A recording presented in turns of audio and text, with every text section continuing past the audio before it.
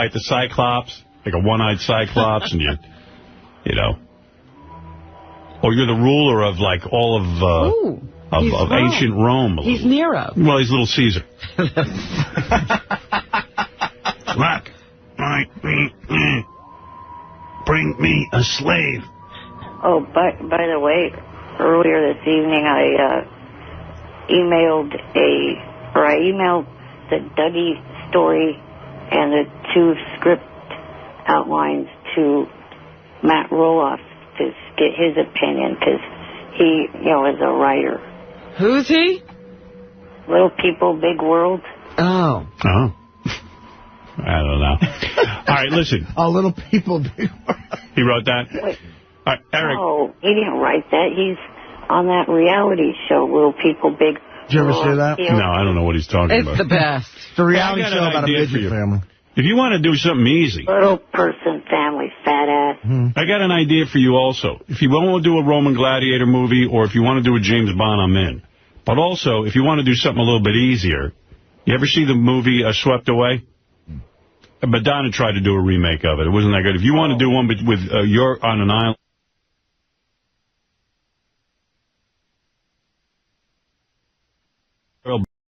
And then you're on the island, you have to tame her. You smack her around, you bang her. But really, would it work? Eric has to be able to do something. What do you mean? The whole premise is that on Swept Away, the playing field was leveled because the guy was able to survive and she needed him. He says, write it that way. He knows what to do. Oh. Kid's a writer. He's written 2 books already. He wrote a book and 2 screenplay treatments. Right. How about Diana's legs get broken on the island, so everything's equal? Why would you save that one for Catherine McPhee? Well, she's almost married. How about a war movie, even? Eric the Human Cannonball. Here they are, the Civil War. The North's about to lose a big battle. They run out of cannonballs. He climbs into the cannon. He climbs into the cannon, they shoot him out, and he kills all those fucking southern people. And nobody would let him fight before that. He actually wipes out General Lee's forces. It's a good movie, right? He could be a cannonball in a number of movies.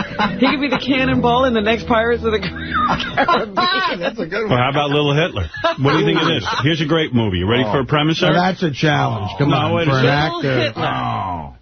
Eric plays the life of Adolf Hitler, but we go back and meet Hitler as a young boy. And Eric's bossing everyone around. And he meets, like, a chick, and, and in school even, he's bossing people around. Hell no, because at school he already got labeled a Nazi once this year. Oh, I'm talking about a film role, Little Hitler. Everything's Lil. Little Hitler, young Hitler. You kind of have that Hitler look if we put a little mustache on you. Oh, yeah, well, whatever. I mean, you could pull that off as an actor, I believe. Blacken your hair a little bit.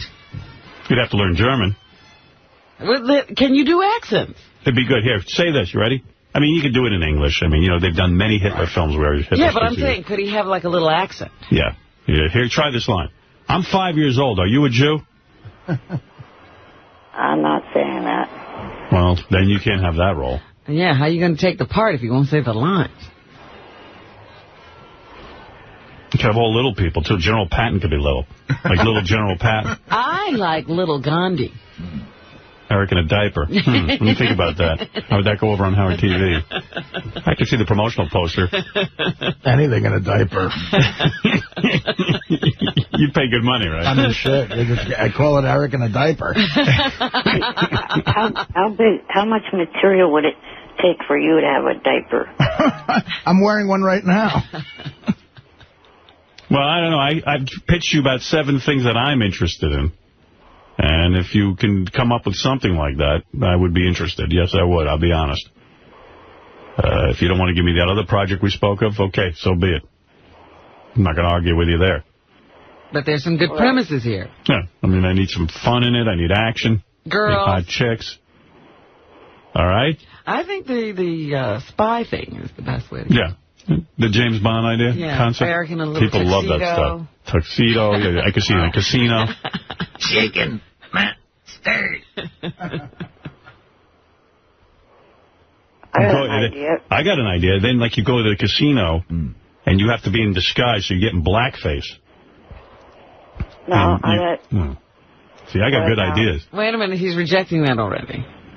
No, what made me think of this was the word casino. What about doing a Ocean's 11? All right, a buddy film. Who's in it? Who's your buddies? Offhand, I can't think of anyone but, you know. And what is the premise? I mean, you guys have to... What, are you robbing a casino? Yeah. All right. I'd buy that. I'd see that. So you want to make like a remake of it? You don't want to change it at all, or you could rob something else? You could disguise yourself as a poker chip.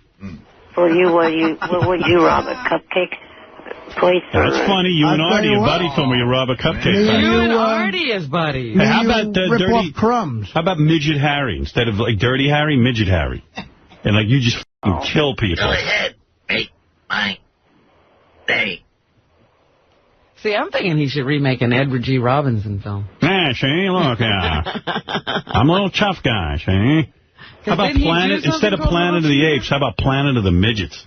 Astronauts land on Earth in the future, and midgets are in charge, and tall people are like slaves. Ooh.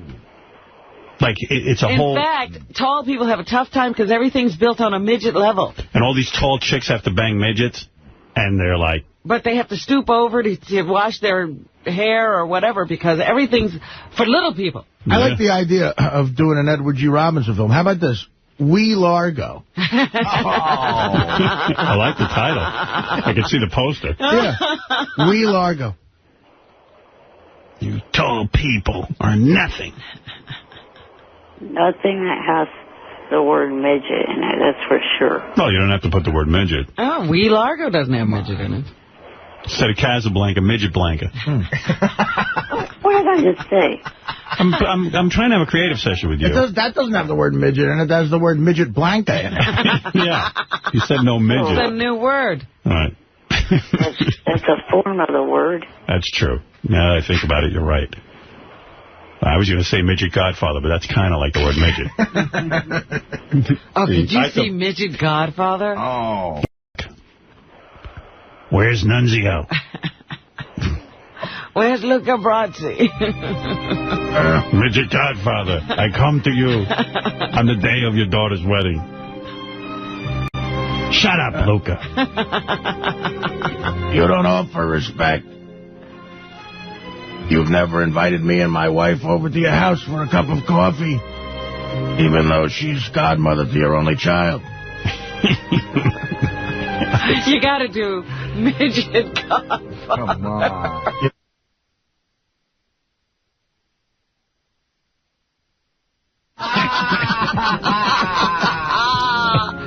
Oh, my God, this is brilliant. That's very good, very good. Brilliant.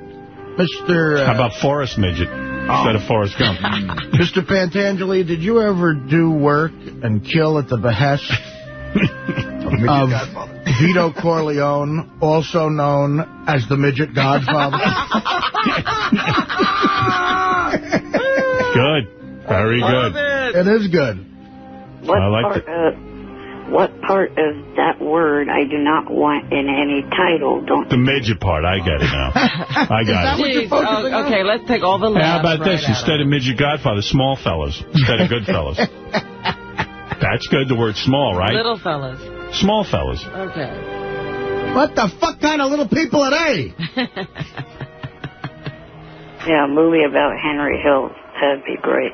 You decide. You're the writer and you're the star, so...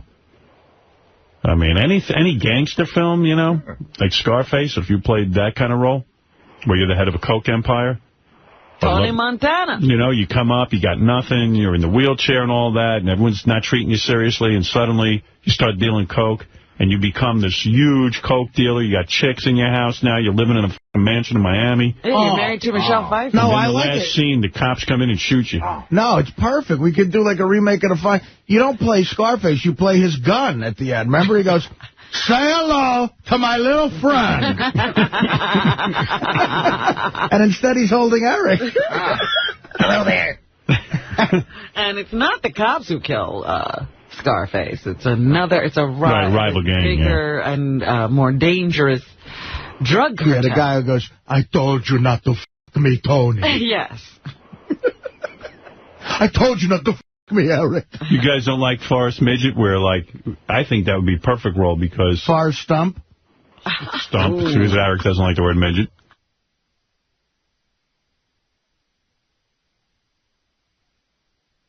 You get to work on this. You tell me what you like, and then we'll have a meeting on the air here, and we'll discuss what we're going to do.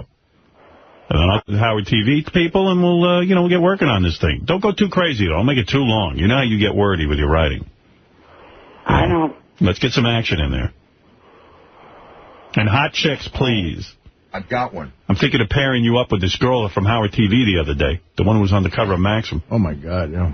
What do you got over there, Fred? Midget Frankenstein. Yeah. Oh, I would watch that in a minute. Anything monster I would watch. Midget Frankenstein. Well, just how about Frankenstein? But Eric plays Frankenstein. Little Frankenstein. Little Frankenstein. Or Little Dracula. Little Dracula. I would watch that. You know, the size of an actual Eric, bat. what about Little Dracula? How do you feel about that? Fly around in a wheelchair. Yeah, I mean, like you seduce women, you bite them. I mean, I want to bite your why neck. can't a little person be Dracula? That makes perfect sense. Wasn't that kind of a little bit too close to one of the movies that Jonathan Lipnicki did as a kid? I don't have Never saw that. I didn't get the Jonathan Lipnicki newsletter. Jonathan that Lipnicki? was a comedy. We're doing a drama. Jonathan Lipnicki played a vampire? This would be serious. The title was kind of similar. Trust me. You could always get a title. A title can't be copyrighted. But could you imagine, I'm still fixated on the Godfather thing, could you imagine the classic scene where Tom Hagen goes to the movie producer to get Johnny Fontaine the part, and he says to him, now, Mr. Waltz, Eric is Johnny's midget godfather. Now, to the Italian people, that's a relationship of respect. I like that scene. Problem with that, though, is I'm more Irish than I am Italian. It's acting. You're right. That would be Eric. the one problem. Eric, you don't get it. You don't have Eric to be isolated the that problem. way. He's actually Irish. Eric, you're an actor. It doesn't matter what you are. Robert Duvall played, he was German. Well, you could play Braveheart. No, Eric, if you're looking to be literal and always be playing Eric, that's ridiculous. You can't play an Italian? I don't think I look Italian. You do. It's called makeup. We have makeup people. Brando wasn't Italian. We'll punch you in the face a couple of times. Yeah, Brando wasn't Italian. That's a good point. These guys are actors. Oh. Brando wasn't Italian. Oh, okay, because Yeah, I mean, I don't like James Caan and... He's not Caan. Italian. James Caan's Jewish. he is? Yes. Wow. Robert De Niro's half Jewish. James Gandolfini. Well, What all right. about James Gandolfini? All right, he's we Italian. just said James Caan is not Italian. We're giving you examples.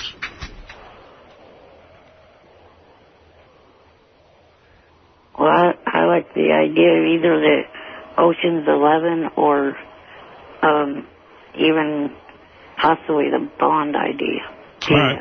I prefer the Bond idea, but if you want to do it in the Oceans, I'm not a fan of Ocean's 11. Yeah, I don't think you could find 13 people. Plus, it's You want to just remake a been done. Bond, or it's just been done, Ocean's 11. Yeah, I mean, you know. Let's do Bond. I could see you nude in a chair, and they're torturing you, and then all of a sudden you break free, and then your sidekick could be like a Pussy galore, but you cunty galore. You know, you can't use the name Pussy. Right. That's copyrighted. Something like that. All right.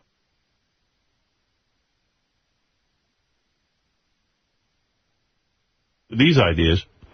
There's no way that I'd be nude in the movies. No, that's up to you. You write it. I'm not writing Hey, it. Bond has to take off his shirt. Right. I'm not saying showing your penis. You would do it in an artistic way. If you play Al Pacino's gun in Scarface, though, we got to figure out what would be like the trigger. Come on, I'm not busting this guy's balls. I want a real script out of him. All right, get to work. Thank you. Okay. Excited about this. But remember, you're a sex symbol. You got to take off your shirt. This will be our next big Howard TV project because we just, we're now airing the Andrea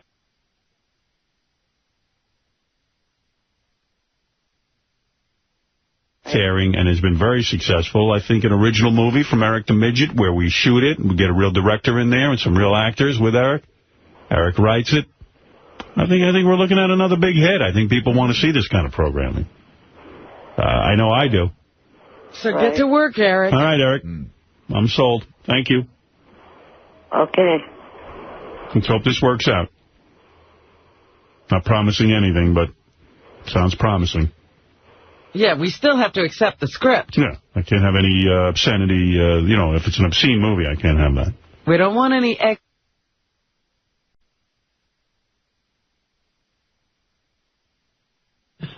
Your cock and balls.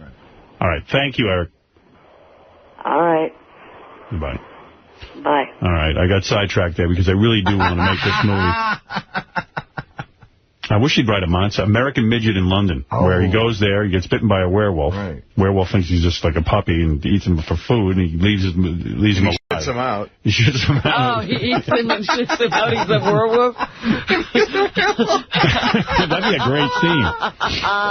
Doug, are you going to be able to produce something like this? I mean, I haven't even talked to my Howard TV executive producer, Doug Goodstein. Yeah, you keep building all these elaborate story ideas without any input. Can you guys handle something like this? Because I really want it produced well. Yeah, listen, we're going to take this seriously, and we're going to give them a real decent budget. An action film? You guys can shoot an action film? Who would direct it? I want a real director. I have, Scott Masterson, who won the film festival. Oh, he's good. He's interested, so he's one of the people. Oh. And then we'll reach out. I'll have a meeting with him. We'll see. Well, if Eric gets he's along not with right for this project. But, if you're as serious as you are, we'll take it serious, and I'll give him a decent budget, and we'll do a real film, and we'll, have fun with it. Okay, so you're behind us. Absolutely. All right, well, I needed to check, didn't I? Yeah. All right. Actually, a friend of mine who's a big fan of the show has directed a couple of short films that were in festivals and stuff. He, seriously called me and said, I would direct that in a heartbeat. Is that right? Yeah. Who's this guy?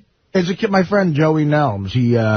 He's directed a bunch of short films. And he's good? Yeah, he's got stuff in festivals. Please, I'll take a meeting with him.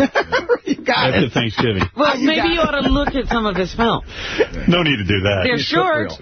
Yeah, right. Well, that's a good thing, too. Short He's films. into short films, and this is definitely a short film. Short actor. Oh, I see. You mean the length of the movie. I thought you meant he did direct Little People. I think he did a couple of those. Okay, cancel my meeting. All right. Well, you've never seen that Little People, Big World that he's talking about? Oh, it's a great show. It's a reality show. It's a whole Little People family. Yeah, I should be watching that. 2 of the kids are a regular size. Right. And then 2 of them are little people. And the mom and dad are little people. Yeah. Last time you were on, Eric the Midget called in and really criticized you and said terrible things about your music, that you weren't a good artist, that you weren't credible, and I know it upset you. Did you write a song about him? Yes, I did. What does that sound like? Well, I need plugged in here to... guys, quickly. Will, don't... Oh, thank you, Will. Oh, that'll work. Oh, you, Eric the Midget. You don't have any taste.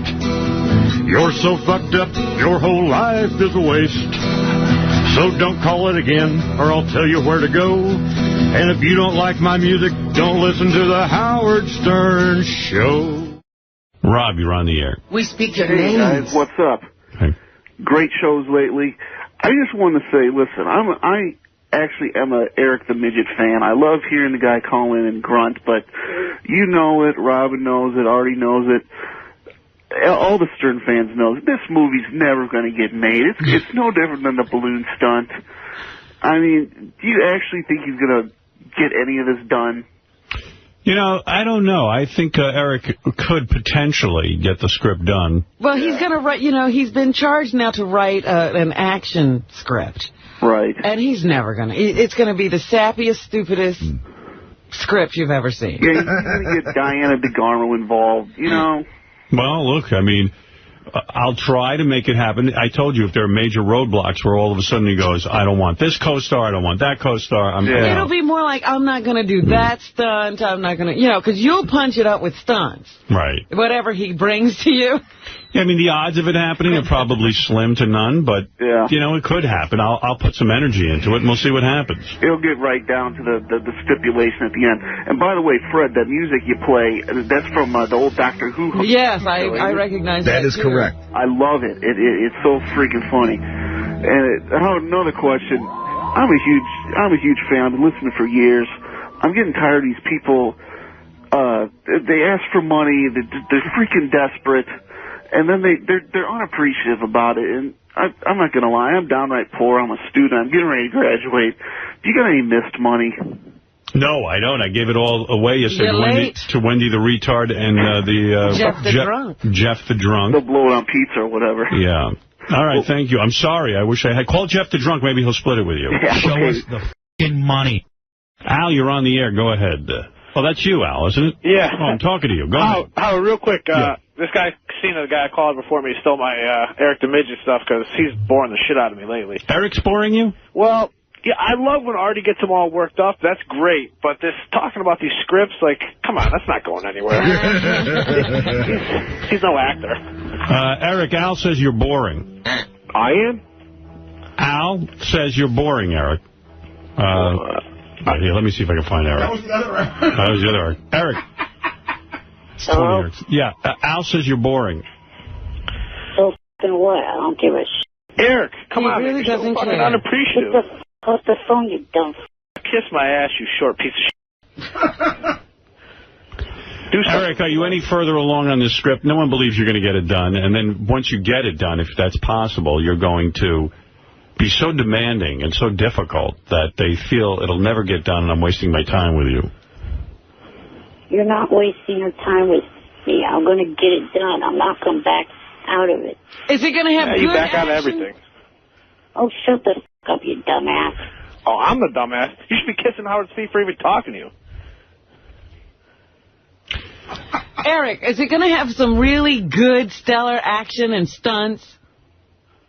The one that I've drawn up the cast with so far is the Ocean's 11 idea. Oh. You're doing the Ocean's 11 thing? All right, who's in the cast? I mean, you realize it's going to be difficult to get name actors, but who's your dream cast? I'd like to do both the Ocean's 11 idea and the blonde idea that you guys came up with. Oh, you're going to write both scripts? Focus on one, Eric. Just write one script. That way I'm doing one of your ideas and one of my own. All right. You have to focus on one. Right. He's going to write both. And you know Eric doesn't have 11 friends. Yeah, you don't even have 11 friends. Well, that's what I say. It's Ocean's 2. Right. Well, him and Johnny Prado. Here's his cast, though. Let me see. Danny Ocean, played by Eric. Oh. Says here, me, Eric. There's 4 holes that I need to fill. Rusty Ryan is played by John Cena, the wrestler. Good luck. All right, let's see. I could probably get him. Virgil Malloy is played by Paul London or Matt Hardy from the WWE. Oh, gee, they're all wrestlers? And Turk Malloy will be played by Brian Kendrick or Jeff Hardy of the WWE. I could probably get these guys. Oh, my goodness. That's not it's impossible. It's an all-wrestling cast. You can get them, but it's the shittiest movie ever. Yeah, nobody wants to see it. They listen to the show, and a lot of them already know who I am. Terry Benedict should be played by... That's why they're not going to do it. Johnny Fratto or John Stamos. I could probably get Stamos. You can't get Johnny Fratto? I think Johnny would leave the country before being this. You skipped over one. Yeah, who is Milo Ventimiglia? Oh. Milo Ventimiglia. He's in Heroes. Peter. Oh, Peter, okay. I met him on the set of American Dreams. So you can just call him up? No, I don't know if I can get him, but all right. Eric seems to have a connection. I'll let Eric handle that bit of casting. Tess Ocean will be played by Diana DeGarmo. Of course. No. Is that the only woman on Earth? Right now, yes. Let's see. Basher Tarr will be played by the WWE's Bob Lashley.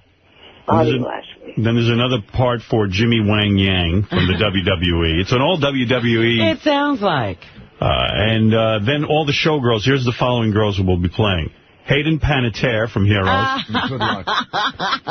Kelly, I guess she's from the WWE also. All of them except for when you get down to finally the last 2 are WWE. All except the last 2 are WWE related people. Yeah, I see Brooke Hogan, you want as one of the girls. Britney, not Britney Spears. I'm surprised it's not an all-American Idol cast. Yeah, well, this is doable. I mean, but my question is, does Eric want this movie to be good? Yeah, I mean, if you want it to be good, I mean, I know like The Rock and stuff, they've had movie careers, but, you know, I don't know if all these WWE guys are the way to go. You know, they might act like porn stars. You need some real actors. You might even be better off with some, like, NYU students or something. Remember when we were talking to you the other day, we said you should surround yourself with real actors. Yeah, like you, Eric. Like, I could probably get Bob Saget. Yeah. Like, he would probably do us a favor. I could probably get, like, who else does the show? I mentioned two real actors in there, three. Milo, not only Milo, but John Stamos and Hayden. Also I could probably get Danny Bonaducci. I could probably get Screech from Saved by the Bell. Now you're going down a road. Well, what am I going to do? I got to get people who are willing to act. Why don't you get Artie in there? Screech had many years on television. But he sends people running from the screen. Yeah. Maybe he'll show his cock. Well, hey, why not? Look, you got the great Artie Lang sitting here, who's an actor. If I can get to how good beer league was. If I can get to the set on time and shower, I'll be in it. You know who else I could probably get for this film? Butch Patrick. That's true. The great Eddie Munster. Could probably get him. I could probably get George Takei to maybe do a little scene. George Takei's definitely a definite. Yeah, I mean, but let's be realistic. I don't know that I can get, Hayden Fred Panettiere. does some acting. You know, but I could probably get. Who's a chick that I know? What's her name? Oh, she was just here. She's the one with the big lips. Maybe Eric can get that double D girly list. Sarah Silverman? No, Sarah Silverman doesn't have big lips. I just realized I did forget one person that could be in the showgirls list. Is the guy kind of hit on it, but he got the wrong size. Brandy Taylor. I could probably get Joan Rivers. Joan Rivers can play a part, but who's she going to play? Eric's love interest. Tess, she'll play Tess. Eric, come here, make love to me. No, thank you. Thank you. What? You're not going to kiss Joan Rivers? What, are you crazy? It's like kissing plastic. We got to get people who have a name. What do you think, Joan Rivers is falling all over herself to kiss you? I was thinking of the girl from Showgirls that you know. Oh, Gina Gershon. Yeah. I could probably get her. Would you like to play opposite her, Eric? I don't know. All right. Well, we'll see. All right, listen, get to work, get the script, and let's get going and prove Al wrong. He says you're boring lately and that you're never going to get this done. So you've got a lot to prove there, my little friend. I'm going to get it done, and don't worry, it will get done. All right. Thank you, Eric, and good luck. What's your goal for today? How many pages? I don't know exactly. Are you going to start to work? Schedule. Are you going to start to work right now, or are you going to sleep now? Sleep. We're going to sleep soon. He's going to go hump his pillow. Eric, how do you feel about China as Tess Ocean? I don't know about that one. I could probably get her. She's a wrestler. Or maybe one of your buddies who could put her up, dress her up as a man. All right, Eric. I'll work on casting with you, but first get the thing done. All right. All right. All right, bye-bye. Al, he's going to prove you wrong. Yeah, I doubt it. All right, thank you. Thanks, Howard. All right. Yeah, Ocean's 13, that's a big cast. I think it should be called Ocean's 2.5. Oh, yeah. And let's be realistic. We'll get 2 other people in it with him. I have a feeling this movie's going to come off like a really, really bad porn film. So far, that's what it's got the makings of. Yeah. Well, we'll see. I'll try to help him, and I'll try to, like, teach him how Guide him. Yeah, but it's going to be a porno movie without the sex. You know what I mean? Yeah, you'll just see bad acting. Let's hope he comes up with something spectacular. Yes, Kelly, you're on the air. This is Kelly from Butler, Ohio. Kelly, go ahead. I think Eric needs to stick to children's books. Eric needs what? He needs to stick to children's books. Yes. That's more his speed. I'm not sure that's his speed, but we'll see what he comes up with. It'll be a lot of fun. Let's go to Brian. Brian, you're on the air. Hey now, Howard. How you doing? Hey now. Hey, yesterday, I got a couple questions for you, but while you were talking about Eric the Midget, yesterday you had a concept where he goes over and captures Osama bin Laden. Right. How about this one? Osama bin Laden and Eric the Midget, he goes over on a suicide mission with a bomb strapped to the underside of his wheelchair. Gets in a room with Osama bin Laden and blows himself up and Osama bin Laden. All right, that sounds reasonable. I would watch that. Well, no, Good stuff. I would like him to really do that. That's what I mean. I don't want to fucking hear that guy anymore. It just sucks that you'd have to fucking blow up a wheelchair. Well, yeah, it's true. But, all right. Eric the Midget, you're on the air. Go ahead. Hello. Yes, Eric. I was calling because, I was supposed to be on air with you yesterday to talk to you about the script, but I got left on hold for over 2 hours. All right, well, obviously, we were too busy to get to you. Well, it's not like you didn't know I was going to be calling in. I told you the last week. Yeah, I don't, you know what, I can't, Eric, let me lay it on the line to you. Like, when I can get the phone calls, I get to them. So, like, if it really bothers you that much, don't call in anymore. Well, it kind of seems to me that you're going to be the one failing on this project, not me. I don't care if we do your project. I mean, I'm into producing your movie and getting it on Howard TV, but, I mean, I'm not going to, like, cry about it if I can't have it. You need me more than I need you, dude. I've already made a movie.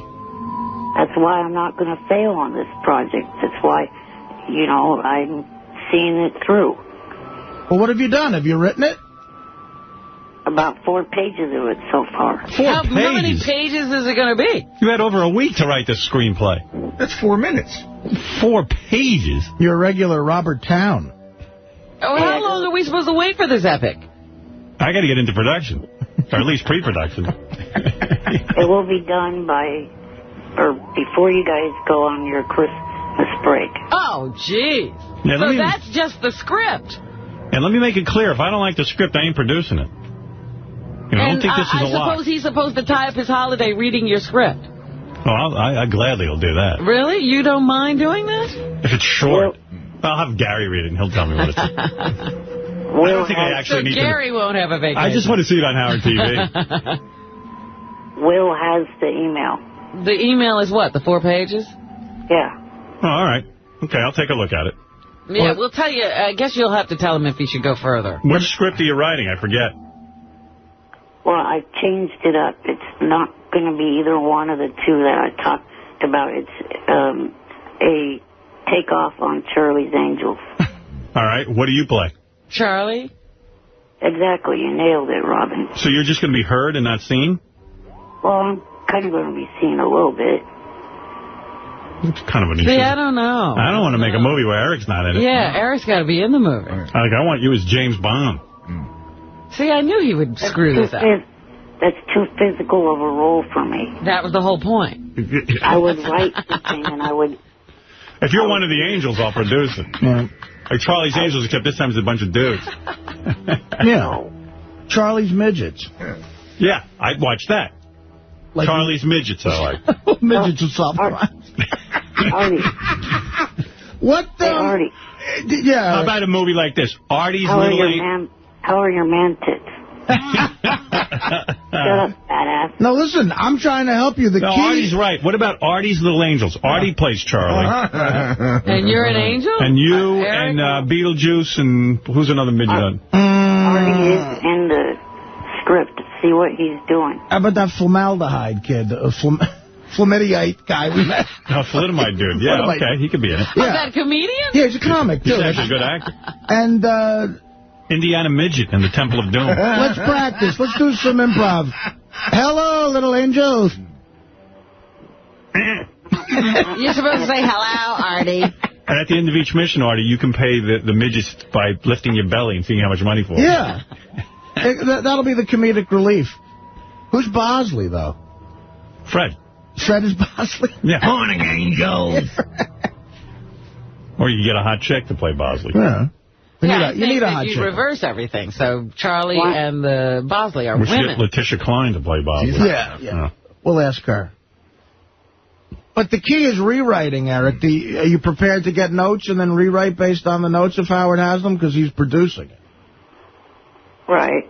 Yeah, I hope you can take direction. Yeah, and I'm not doing Charlie's Angels where you're Charlie and not seen. No. That's ridiculous.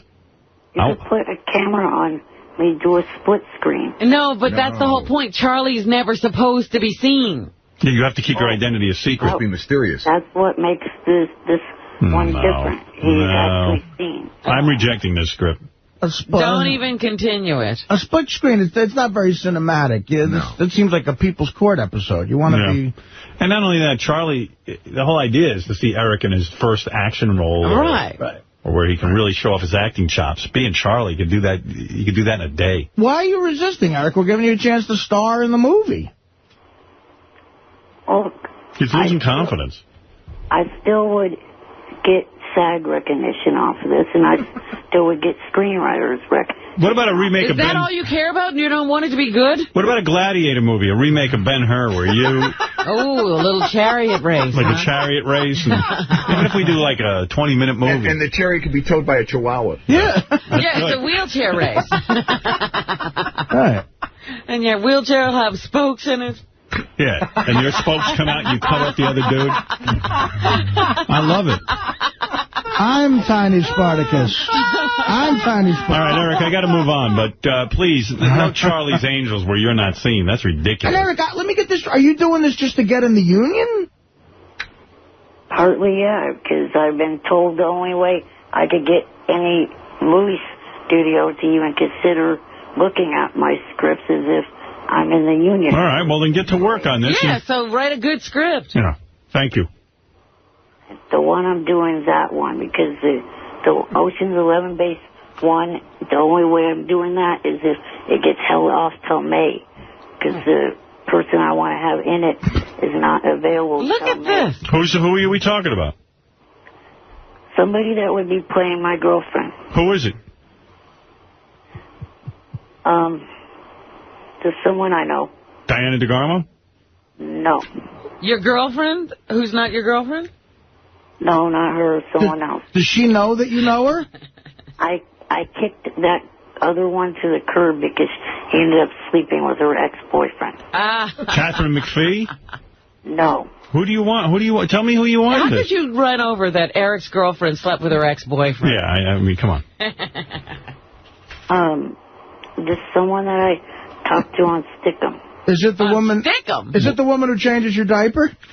What is Stickum? I don't wear a diaper, you fat ass. Well, what is Stickum? We're being stereotyped. He's on websites I never even heard of. Yeah, Stickum. What is Stickum? It is the video website that I'm on right now. As I'm talking to you, I have a cam pointed at me in a couple different chat rooms, and they're watching me talk to you on the phone right now. Mm-hmm. Huh. So you met this girl and you want her to star in the movie. You don't even know if she can act. No, she does school plays and stuff. Wow. How old is she? 19. She's in high school? He likes them young. High school senior. Eric. How old are you? 32. And you're hitting on a high school senior? Shame on you. Well, you know, that Diana DeGarmo thing was creepy because she was so young when he first started lusting after her.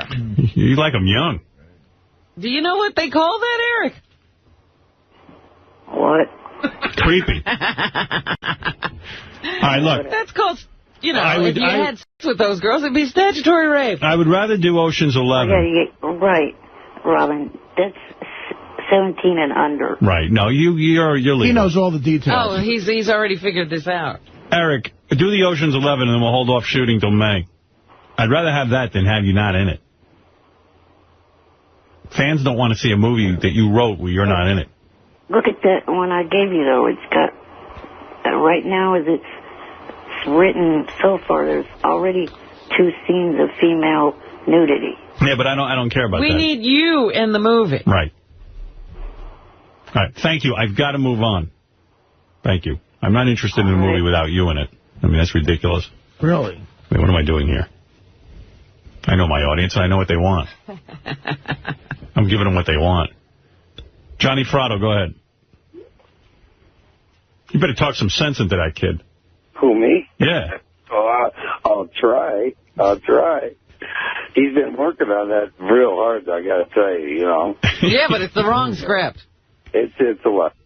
Eric the Midget's on the phone. He wanted to say hello, but this is kind of funny. Eric's involved in something where he's on a webcam 24 hours a day. Like, yeah, he said something about that the last time we talked to him. How much are you on that webcam, Eric? There he is. That's him calling into our show. Oh, you're talking there he right is. Now. How does somebody see you on that webcam? What's the address? They have to go to www.stickem.com and make an account, which is a free account, and then just look for me in either Smacky Shack or another room called Cathead's Box. It's weird looking at it. First of all, it's weird.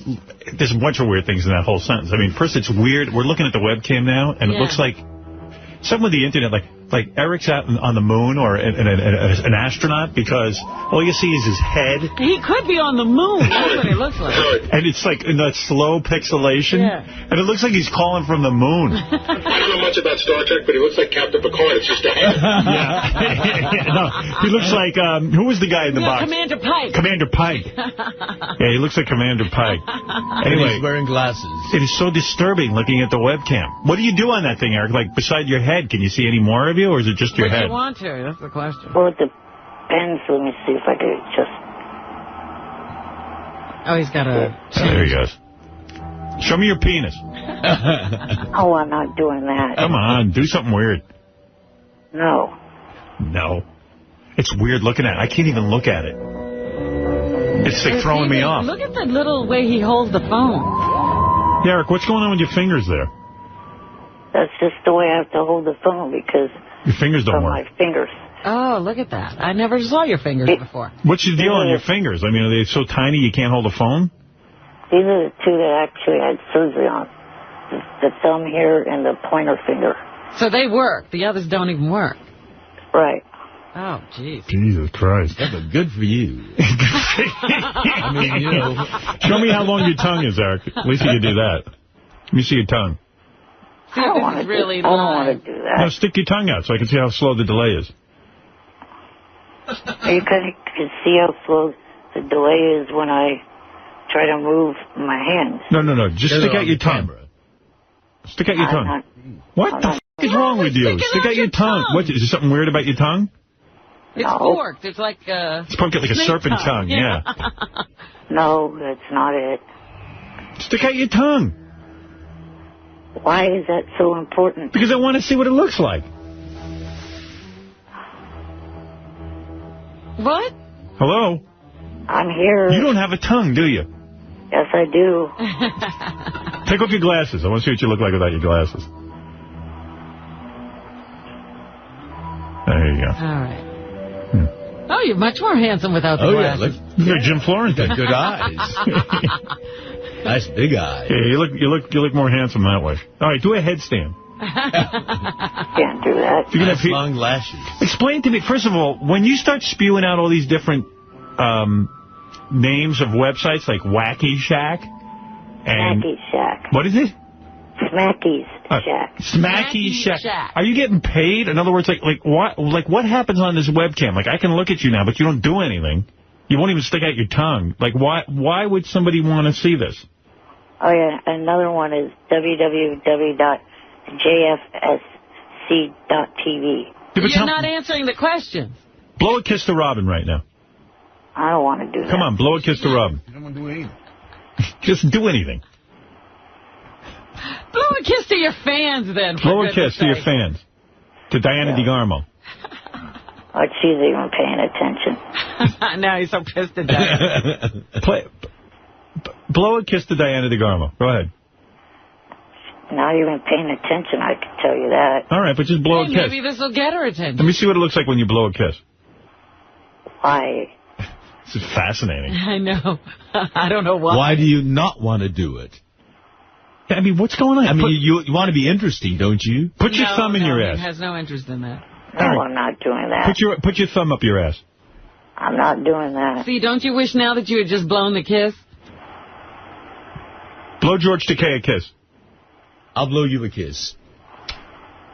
See how easy that was? Right.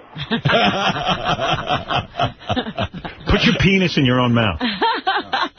No. Fillet yourself. No, I'm not doing that. Hey, is this that? Because this is the same computer he masturbates to. Yeah. That's weird. So tell me the deal. If I'm a subscriber to Hacky Shack. Smacky Shack. Smacky Shack. You have to be a subscriber to Stickem.com. So Stickem.com approached you and said, let us put a camera on you, and they'll pay you to do that? No, what it is a bunch of the SFNers go to this website, and it's a chat website. Okay. And, you know, a lot of the SFNers that I know, you know, asked me if I'd come on here and talk to people on here. Oh. So you do it for, so you're not even getting paid for this? No. How often? Did they put the camera in your house or something? No, it's my own webcam. Wow. Is that in your house? Yeah. Hey, are you in your wheelchair right now? Yeah. Do a donut in your wheelchair. A donut. I don't think it would work because the camera's stationary. I'd probably end up going off cam. Can I see any of your room? Can you switch the camera around so we could take a look in there? I don't know if I could do that because it's like stuck to the desk. Oh, you can't move it around? Can't get to it? That is a weird picture, man. I know. You guys got to turn that off. Are you wearing your PJ I could pants? watch this all day. What are you wearing? Yeah, I'm dressed. Those PJ pants? Let me see your pants. Push the camera down so I can see what you're wearing. Oh. Where's your little feet? Let me see those. No, I'm not doing that. You won't show us your feet? You keep a blanket over your lap? No. You got jeans on? No, I have my sleep, where I sleep in. Oh, you have PJ pants. Let me see your PJ pants. Put the camera down so I can take a look at those. No, I'm not doing that. Come on. Eric looks like a 58-year-old infant. I know. That's weird. And you can't even see his PJ pants. Oh, is that how old you are, 58? No, he's younger than that. No, 32. 32. He looks older, Yeah, you didn't look that old. Looks more mature. Hey, Eric, show me that gay porno I sent you. Hold it up. I don't have it. Oh, yeah, okay. We sent them gay porno. Are you interested in gay porno? Nope. Why were you getting them? Because Richard sent it as a joke. Oh, yeah, we sent him some straight I know porn about and then stuck the gay stuff in there. All right, well, Eric, this is all very fascinating, even though you don't do anything on your cam. But how's that script coming along? I sent a copy of it to Will. Speaking of scripts, you know, I told Isaac I'd read a script over the weekend.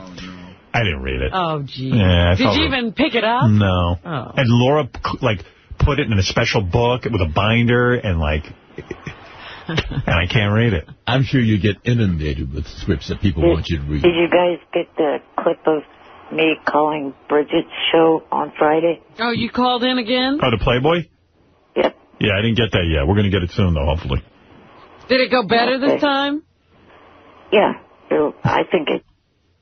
I hung up on him. Let's see if he gets pissed. Let's see what it looks like when he gets pissed. He's still talking into the phone. Talking? Wait, watch when he gets pissed. Oh, down. Down. Or is he dialing us again? Look, I wanted to see what it looked like when he got pissed. Look, his eyes are bugging out of his head. Howard, there's a mean streak in you. No, he's dialing us again, like he got cut off. He's dialing I want to see those PJ pants. Oh, he's getting on some headphones. I like Eric. I didn't realize, during his phone calls to us, he's smiling. I know. Yeah, that's kind of sweet. Yeah. He's got nice eyes.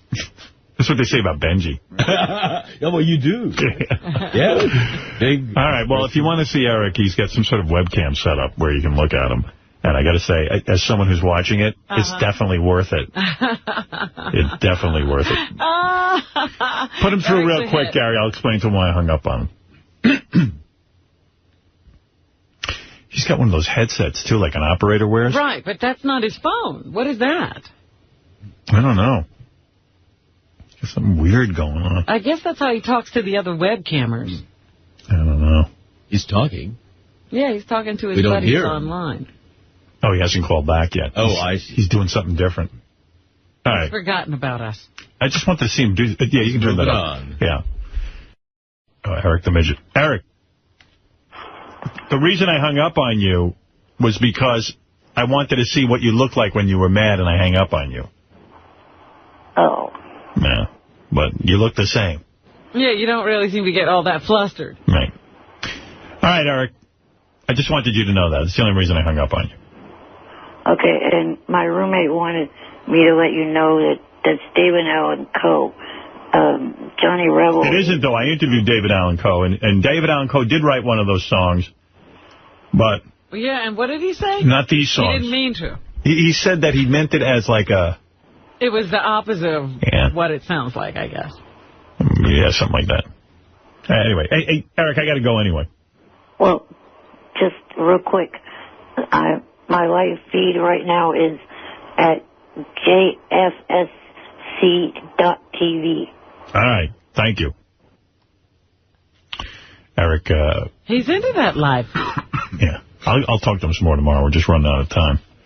When we come back, I do have tape of Eric the Midget actually got through to Playboy Radio again. Yeah, I want to hear his latest call. He says it was better. No, it wasn't. I listened to it, and I had to tune out after about a minute. Oh, That's Artie, how bad it was. You missed it yesterday. Eric called in, and he was on, like, one of those computer cameras. He has a webcam now. Wait, you got to see this. Hey, hey Eric, really? you there? Yeah, wait, I'd Eric. love to see that. Wait, this is so bizarre. Eric, you there?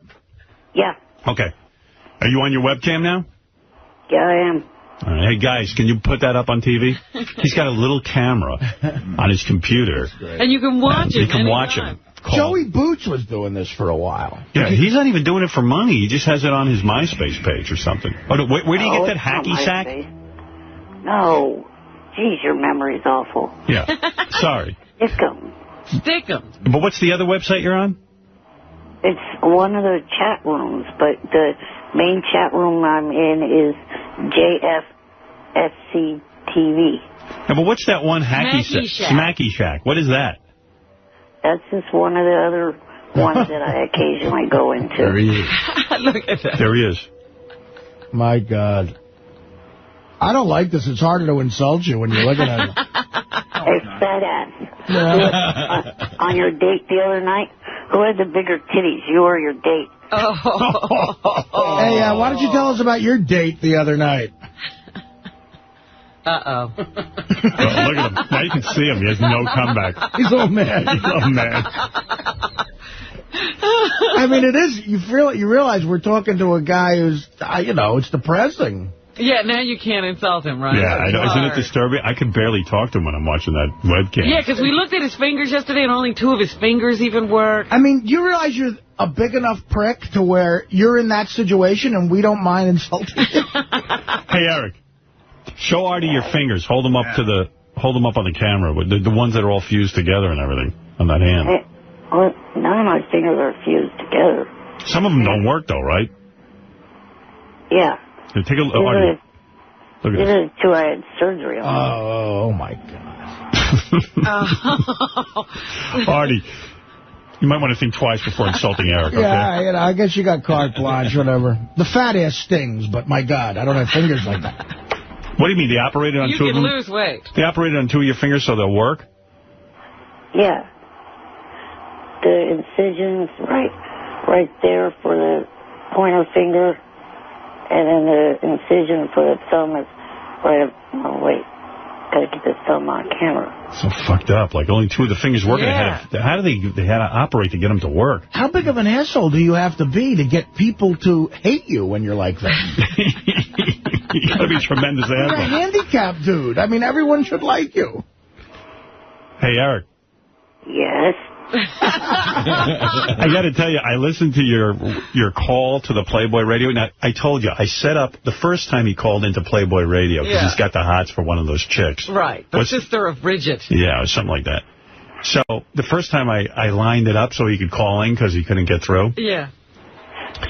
So they said afterwards, look, we don't mind doing you guys a favor, but we can't have that guy call in anymore. He's deadly, And so now Eric just went on like the regular callers, like called through and kept calling and finally got on. And you could just tell this chick just wants to get off. Do they not have a screener at all? I don't know. They let him through again. Hey, Eric, are you wearing the same shirt as yesterday? I have a whole drawer full of plain white T-shirts. Oh. Put the camera down so Artie can see your PJ pants. Yeah. He's wearing the PJ pants. Come on. Let's see. Come on. He won't do anything good. He won't do anything good with his camera. Yeah, he won't even stick his tongue out at it. Yeah, stick your tongue out. Show Artie. Pick your nose. No. Why won't you stick your tongue out? What's wrong with your tongue? Why can't we see your pajama pants? What's the big deal? I just don't feel like showing you. You got a stain on those things? No. Or will we see your diaper? What's the deal? Maybe you shit his pants. Did you shit your pants? Is there a big blotch next to Batman? That's terrible. Eric. No fat ass. Eric, I got to play your call. I'll do it now. Fuck it. Right. Maybe I should wait till after the commercial. Oh, you can hang out, right, Eric? Where yeah. are you going? All right, hang out, Eric. I'll get back in a second. Eric, you don't have a softball game or anything, do you? Hold on. That's tough, that webcam. Yeah. God, I don't want to see him. I know. It puts a whole new face on the thing. So cruel. He's so cruel. He's a jerk-off. I know. He gives tit for tat, but still. Hey, Eric. Yeah? There's a guy on the phone named Rod the Midget. Hold on, he wants to talk to you. Yeah, Rod. Eric, I'm jerking off to you on the webcam. Could you run your little sausage fingers through your hair for me? Rod the Midget wants you to run your fingers through his hair. He's jerking off to you right now. He likes that move. Can you do that? Eric, lift up your shirt. Come on, Eric. Be a buddy. Being a gay dumbass. This is Rod the Gay Midget. Come on, Eric. Help me out here, bro. You look hot on this webcam. Lick the phone, Eric. Lick the phone, Eric. Eric, can you say, So help the guy and say, Even the people in this room know it's you, Richard. No, it's Rod the Gay Midget. Come on, Eric. Oh, are you Help kidding me out. I'm going to come, Eric. Eric, I'm going to come. Come on. Oh, here he comes. I love your glasses, Eric. Oh, God. Oh, I love your little fingers around your phone. All right, thank you, Rod the Gay Midget. What do you think of that? The guy's turned on by you. You got somebody hot, Eric. Eric, well, good for you.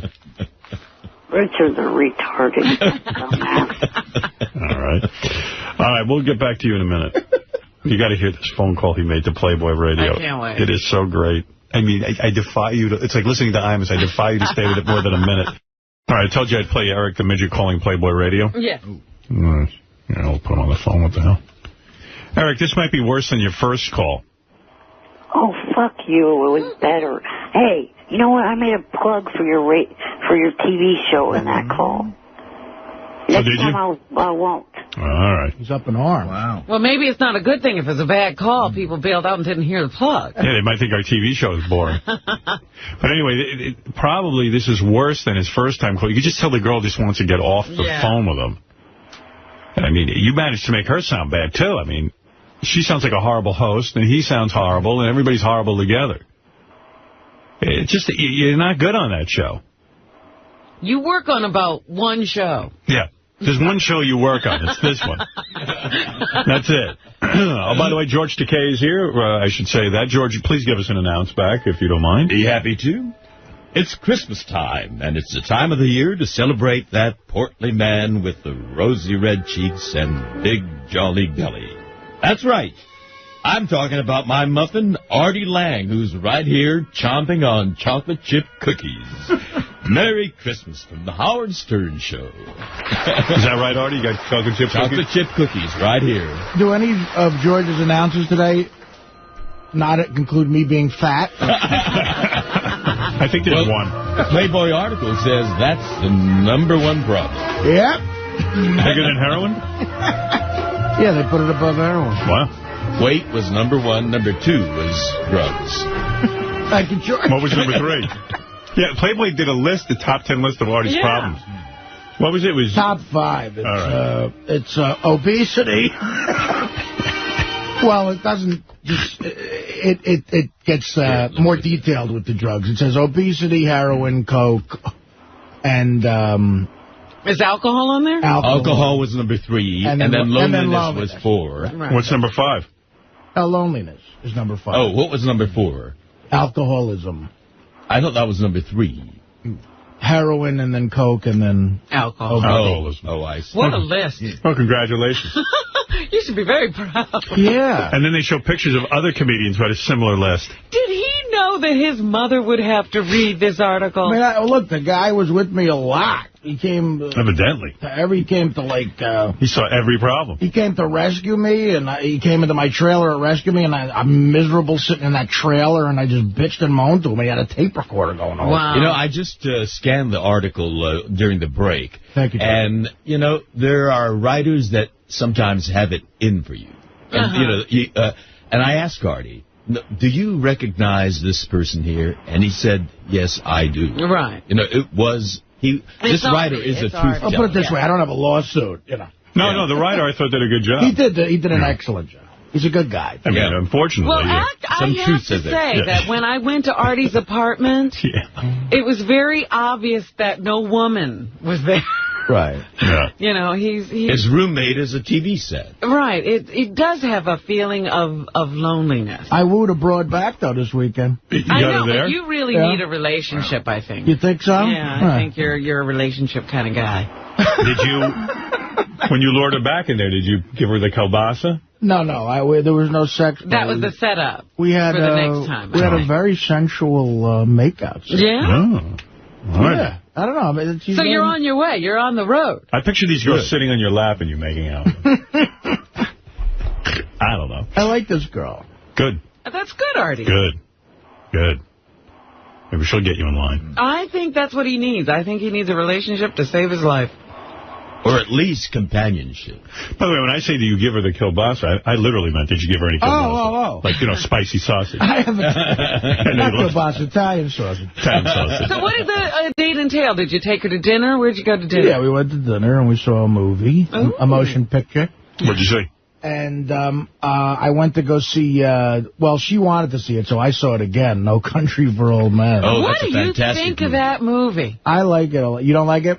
I loved it. It's a powerful film. I guess I shouldn't talk about what was... I want to talk about it with you after. All right. Because it's great. It's a great movie. And I'm going to say something I never thought I would ever say. You're in love with Howard. Josh Brolin is incredible. Yeah, now, is that James Brolin's son? Yes. Yeah. I hate that I like him so much. I know, he was amazing. He's a fantastic actor. I think he's going to be one of the nominees. He's got to be. Who needs him to be talented? All right, well, anyway, look. Here's the thing. Here's Eric the Midget on Playboy Radio. I'll play it for you right now because I promised then we'll get Lisa G in here. But Eric the Midget on Playboy Radio, his second appearance. I defy you to stay awake. You still there, Eric? Yeah. Okay, here we go. Hold it. Let me re-cue it. Okay. Is this Eric the Midget? Yes. Hello. Eric, how are you? Good. How are you? I'm wonderful. What's going on? How was your Thanksgiving? It was good. What'd you do? I went over to my brother's house and had Thanksgiving dinner there. Did you have traditional Thanksgiving food? Yeah. Turkey and mashed potatoes? Yeah, that's what we had. Oh, I got Carl's Jr. Yeah, I heard that. It was really good. That's good. Oh, my God. So what's going on? Well, not much. I was calling for a couple reasons. One of which is I wrote a book which I sent a copy to you through the Playboy Radio website address, and I was wondering if you had seen it yet. I have not seen it. I'm giving them the evil eye right now, going, where's the book? Where's the book? They said they haven't received it. Oh. You have to send another one. Eric, send it again. Okay, I'll do that. I was also wondering, Howard Stern's trying to get me to write a project for his channel. Yeah. And I was wondering if you would be interested in taking one of the parts. For, what is it for? It's a project for one of his channels. The one I'm trying to convince him to take is one that's kind of based on Charlie's Angels, but I've switched it. It's called Eric's Angels. I would be taking the part of Charlie. That's cute. Is it a TV show or a movie or? It would probably be like a 44-minute movie. Wow. 44 minutes? That's a weird amount. Well, I watch it on demand a lot, CBS stuff, and that's the usual length of one of the 1-hour episodes of their TV shows without commercials. Oh, I see. Yeah, well, I'd definitely be interested in reading the script or something. Send it over to me. Okay, as soon as I finish it, I'll send that along with the book I wrote, which is a children's book, which I put Your Dog Wednesday in it. And really? Oh, my God, that's so cool. Thank you. Holly, you, and Kendra are also in it. That's cool. Thank you so much, Eric, and I definitely look forward to your book and the script. Okay. Okay, have a good weekend. You too. Bye-bye. Bye-bye. Dude, she can't wait to get you off the phone fast enough. Hey, by the way, I'm watching... We did hang in for the whole thing, though. Yeah. Well, because you can't even believe it. I mean, he is boring her. And she's asking about his Thanksgiving. She tried. It's just a train wreck. Once she says what's going on, it goes way down. Eric, you got to admit that was a horrible phone call. All right, I'll remember not to plug your channels anymore if I call any other stations. Please. Yeah, we don't want people thinking it's bad. Hey, by the way, I'm watching Eric's webcam while he's listening to us playing his Playboy phone call. Uh-huh. He just picked a booger and ate it. Oh, no, stop it. No, I didn't. You did. Oh. I did not. I saw it. Can we replay my hands that? have not gone anywhere near my face. Listen, I think it's a good idea to get people to watch. It's interesting, but that's gross. Hey, Jason, did you see it? It totally looked that way for me. I know the on the side of the video. Look, tell me if he's not picking a booger and eating it. Watch. It looks like it to me. But... All right, take a look. Checking his nose out. I saw it, too, so... Look, there goes the finger. First he fixes his glasses. Oh, is that what it is? And he goes to the nose. No, now he's digging. Oh. There's a knuckle. Knuckle goes in, and then he... But then he eats it. Let's see. $50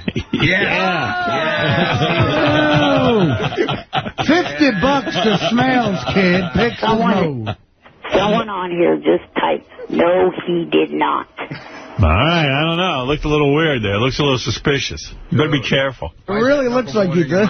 What is that crawl under him? Instructions to Al-Qaeda? I don't know. Why do you want to crawl underneath your webcam? It's like CNN. That is part of the whole, the JFSC TV. You can't read it? Welcome to Mr. Johnny Fratto Social Club featuring Eric the Midget. Oh. Hey, you can't read. Eric the actor. Thank you. Damn, you have a reading problem. Or thank you for joining us. Johnny, putting some advertising on I there. guess so. All right, Eric, thank you. Bye-bye. Bye. Yesterday, we hung up on him while we were watching the webcam just so we could see what he does when we hang up. Oh, yeah. I got to admit, it's fascinating. It is. Yep. You can get on there, but don't ask me how. There's some. He mentions about 27 websites. Yeah, first you go here and then you go there. I'm lost. JFCS. JFCS.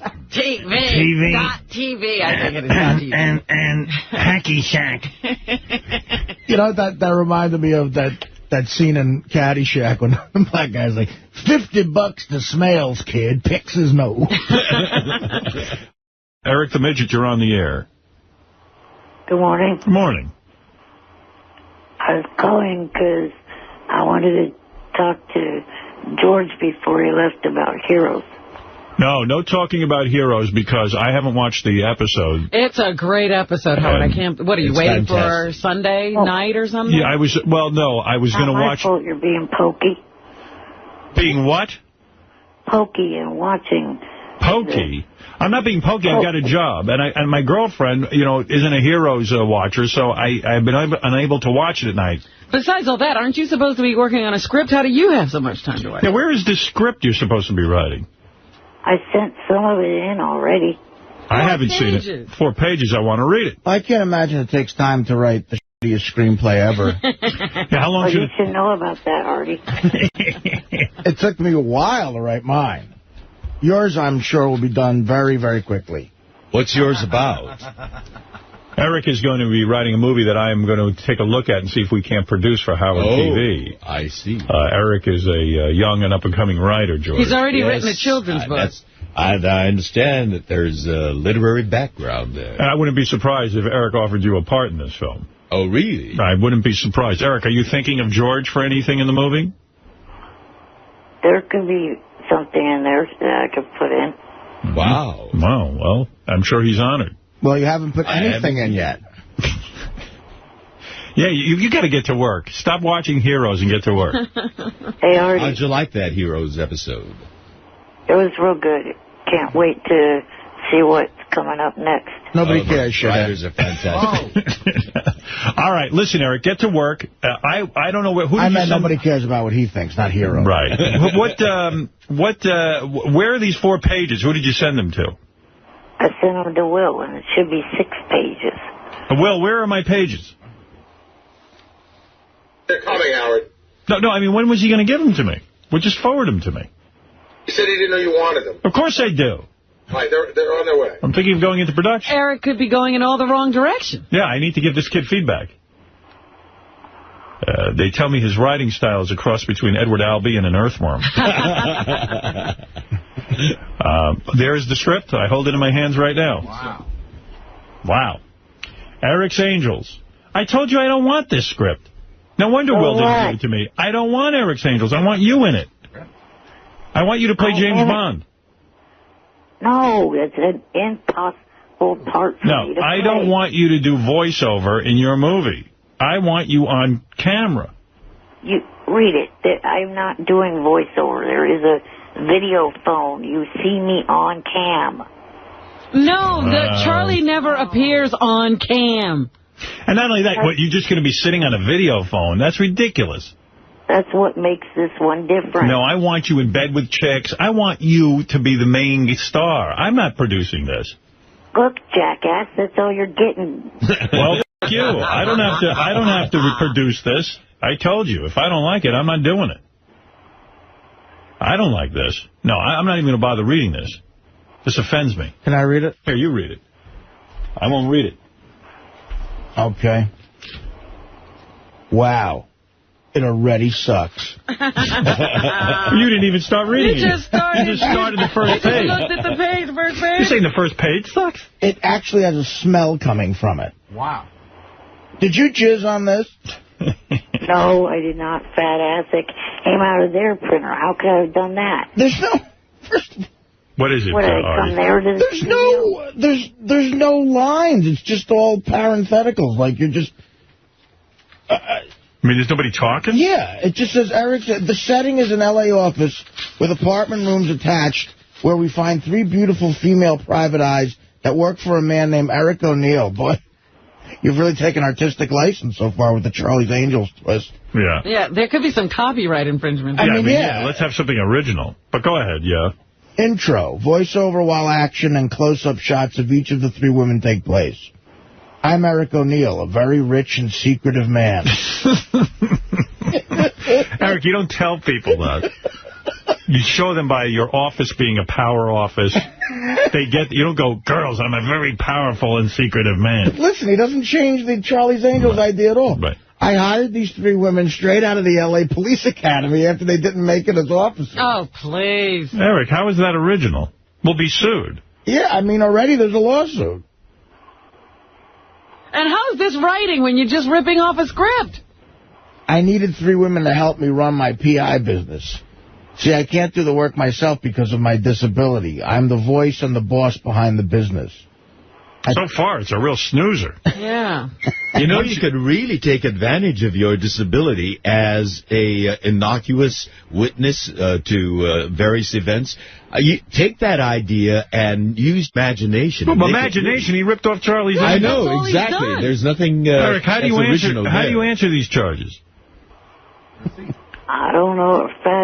Hey, fat ass. Yeah? Read your part. What am I? Am I fat ass? What am I? Down towards the shower scene. Oh, shower scene. Ew, I'm not in the shower scene, am I? Hell no. Listen to Eric's first line as the Charlie character. All right, go ahead. Let me hear it. Good morning, angels. You sure you can do that, Eric? Yeah, this is plagiarism. It's so fresh, original, imaginative. Eric, let me hear you do your first line. Good morning, angels. Artie, anything else good in those 6 pages? Well, now, where's the shower scene? What page is the shower scene? All it says is chase scene, and then I guess we just imagine a chase scene. And we don't know who's chasing who? Wait a minute. John Stamos. Well, what's the name of my character, shithead? John Stamos. No. You play John Stamos. You're Marty the Peeper. Marty the Peeper? You are a peeping Tom peeping in on the girls as they're taking a shower. Is he beating off while he's watching them? I don't know what he... Well, you don't know. wrote it. That's some creative... that's good. You know, jerking off. That's something. All right. Well, Eric, I'm not impressed with this. I don't feel there's enough of you. I don't feel there's enough action. You know, I don't understand. Also, it sounds like a lot of plagiarism.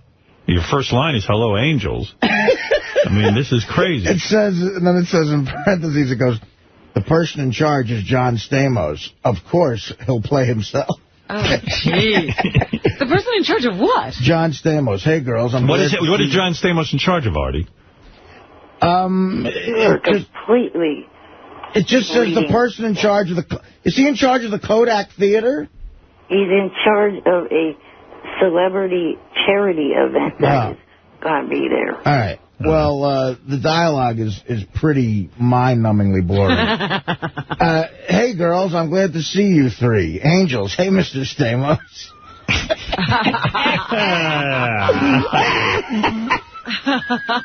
Wow. Rose. Well, that's moving the story along. Well, it's our job to make sure... say, hey, Mr. Stamos, together? No, it doesn't say that, but I guess they do. Do the girls say it together, Eric? Yeah. Okay. Rose, it's our job to make sure nothing happens to this event. The people that come to it, or this whole area for that matter, autumn, summer, as long as we're here, nothing bad will happen. We're LA's best. John Stamos, good, because the view of The Sopranos, of course, it was a huge disappointment. I don't think any fan of The Sopranos who has stuck with it for as many seasons as I have, right from the beginning, wouldn't be disappointed. When my screen went black at the end, I thought there was something wrong with the cable television. Right. Didn't you start thinking, oh, man, are the lights going out, or did cable just break? What happened? Yeah, I didn't know what was going on, and I was not satisfied. You know, me and my mother were able to play an amazing trick on my sister. Like, because we were on the phone together. We said, let's see if we can get Stace to... We called her up and said, can you believe how it ended when...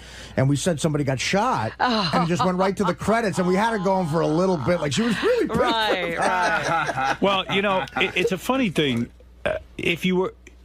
First of all, I'm not adult. I understand what David Chase, the creator of The Sopranos, was going for. Right. In other words... You get to make up your own ending. And even beyond that, what was so effective about it was that, yes, life goes on, as he kept reminding you through the music, and the fact of the matter is some things will never change.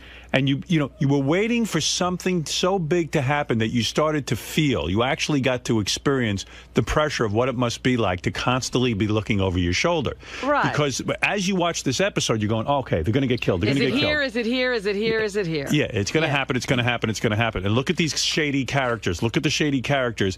And as you left the series, you went, oh, my God.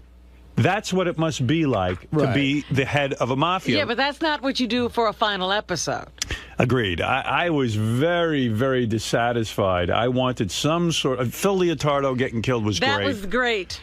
That's, a creative way to kill him and have the car roll over and the whole thing. Well, the Uncle Junior stuff I loved. Me too. Yeah, no, he went back. He had closure with him. And the great thing about The Sopranos, too, is they add, after a violent scene, they add something that as a button a lot of the times it's almost more horrific. Like, what if those two little babies died too? Right. Like, which I love. That's really a unique thing to that show. And there's amazing little things that were great in it, like fucking Paulie with the Virgin Mary thing, and Tony going, God, you should have told us, we could have made more money. But the cat was ridiculous. The cat thing, well, I think he was funny with the cat. I like the cat. It was a little bit funny, but then it didn't mean anything. Paulie Walnuts deserves some sort of fucking Emmy, man. He's great. He was. The kid's car on fire was funny too. But here's the thing. And that chick is hot. After the episode was over, Beth called me because she wasn't home last night, and she'd watched it, separately. And she said, "Well, what'd you think?" I go, "It was horrible." And then I got to thinking this morning about what other way would he show you the paranoia. So I'm going to give it, you know what? I love The Sopranos so much, and I don't know what the ending was. But there were other things that made no sense at all. The FBI guy, I love that. The FBI guy set up Phil Leotardo. The FBI guy clearly is a wannabe mobster. I love that. Because I was like, well, is he okay? Then he's saying this guy's no different than these guys. That's exactly what he's saying. The FBI guy, Tony, are very similar. He's clearly and you know what? It's funny. Chase had to have that in his mind the whole time, because that guy was always the guy who wanted to have the Italian sandwich with them at the deli and be That is actually based on a true case of a guy who got sort of caught up in rooting for he was rooting for their team. We're gonna win. I thought that was that was an actual quote from a case. Oh, really? Yeah. We're gonna win. I was listening to the news this morning, and they said something about the episode that I didn't get out of it. So when the episode ends, did you get out of it that either they were all there because they were going to get whacked, or they were all there because they were going into the witness protection program? I didn't get that part. No, they were all there to have a dinner. No, but they said I didn't get witness protection. On the news this morning, they said, were they there to get whacked, or were they there to go to the witness protection program? And I go, God, that's crazy. Never even thought of that. There's one thing you bring up, though. At the beginning of the season, wasn't that guy with the glasses who his daughter is dating the son of he was working with the feds? Right. No, Patsy wasn't. He was. Patsy wasn't. No, the other guy was. What the other guy? Okay, wait. Let me clarify this. The one who Meadows dating now, the kid Patrick, who's going to be a lawyer. Right. You thought his father was dealing with the feds? Yeah. No, it's not him. It was the guy. It's another guy. I can't remember his fucking name. All right, let's go around the room. Robin, what do you give it on a scale of A, B, C, D, E, F, F being the lowest? I give it a C. You give it a C. Fred? World's worst series ending, F-. F-, Gary Delabate, Baba Booey. D. D? Yeah. As in D? As in Delabate. In Delabate. Yeah. Wow. I was unhappy with it. I really was. In fact, I got confused last night. I'm not even sure which is the kid that went to the feds that turned on them. Was that Doogie Howser's pal? Carlo's the guy. It was very confusing. Carlo's the guy who, he's the other guy who's always hanging with him. The kid that was on the Doogie Howser show. Right, the Vinny Del Pino, Max Casella? No, that's not Carlo. See, Carlo was a captain. Carlo's the other guy who's always with them. The face you always saw with them. Is he the guy that was sitting there with Donna Pascal? Now, that's a major flaw. I don't know who he is. I don't either. They were mentioning him. Who are they talking about? When they all go to Carlo's the guy who his son called him over and said, Dad, they got roasted pork. You remember? No. You watch it on such a different level in fact, than I do. The reason why I thought concentrated on the food. Carlo's the other guy. See, in other words, because Carlo's missing, that's why he wants Paulie to take over that crew. He's the other captain. I don't remember Carlo. I didn't either. When they said Carlo's missing, I remember Carlo, the guy who are you looking at three people who watch a show from day one who don't know who Carlo is? All right, remember when they all go to the safe house in the episode before, and it's Paulie. Paulie's there, the big fat guy, and Carlo's the guy who orders the pizza. He goes, "You want to order a pizza?" Oh, that guy, sort of nondescript guy. Right. I don't remember. That kid's kid was hanging out with Patsy's other kid. Oh, for Christ's sake, forget it. I don't remember. It's such a simple thing. It's not. No, it's not. All right, look at me. All right. You don't have to watch it that closely. Why are you getting upset? Because. Why are you upset? You see, this is what's going to kill you. No. You got to calm down. No. I'm saying once you see the guy's face, you're going to know exactly who he is. But I should know Carl. I know Paulie. I know. I know Silvio. I don't know Carlo either. I got to confess. And I had trouble following. See, I got to go back to the first episode to see who was with the feds at the beginning of the season. Oh, that's Carlo? See, I would never know. I still don't know who it is. Let me see. Oh, come on. I swear to God, I've never seen him before. That's who I thought you were talking about. Howard. But he's nobody. He's nobody. He's involved with them. Artie, you're getting upset. He killed Fat Dom. Remember his Fat Dom went over to Jersey and never came back? Who's Fat Dom? I don't know. I don't remember. You guys aren't watching the show. We are. Not knowing Fat Dom is like not knowing who. I don't know any of these people. McNabb is from the honeymoon. I couldn't even follow. All right, let me get back to the grade. Listen, wait, but what is your grade? None of your opinions mean anything now. You don't know who Carlo is. We didn't even watch the show. Fred got it an F. Robin gave it a C. Gary gave it a D. See, your thing with the paranoia is that's a great description, but in the scene, Tony clearly wasn't paranoid. It seemed like that's how it happened. It seemed like it was the end as scene. a viewer, you got to feel the tension Right. of constantly living on the edge. He looked very relaxed. First of all, that wasn't when. It was like during that whole episode, every time he took a meeting, every time he walked into a room full of people, every time he walked on the street, he could have gotten What quizzed. is your grade, Artie, on a scale of A to F? I give it a B. A B? Yeah. Because he knows Carla. Listen, guys, Ralph, what do you give it? Ralph, what do you give it? None of your opinions mean anything. Hold it, Ralph, what do you give it? Artie is almost right. It was clearly an A, and when you people An A? you are A for asshole. and go back and understand, if you don't know who Carla was, you're not even fucking watching the show. I mean, I got to agree with Ralph. Dude, I mean, how could you not? that is irrelevant. The kids who... All right, we don't know. We don't keep explaining because it's not going to do it. I'm looking at a picture of the guy I don't remember. The kids who after... Was he the guy who was with the feds at the beginning of the season? No. This guy just got flipped. Who AJ hooked up with. All right, Ralph, will you give it an A? I would give it an A. If there was one more pivotal scene, I would have given him an A+. Come on, Phil got his head rolled over. Big deal. Wait, what about the other 48 minutes? What about the ending? The endings.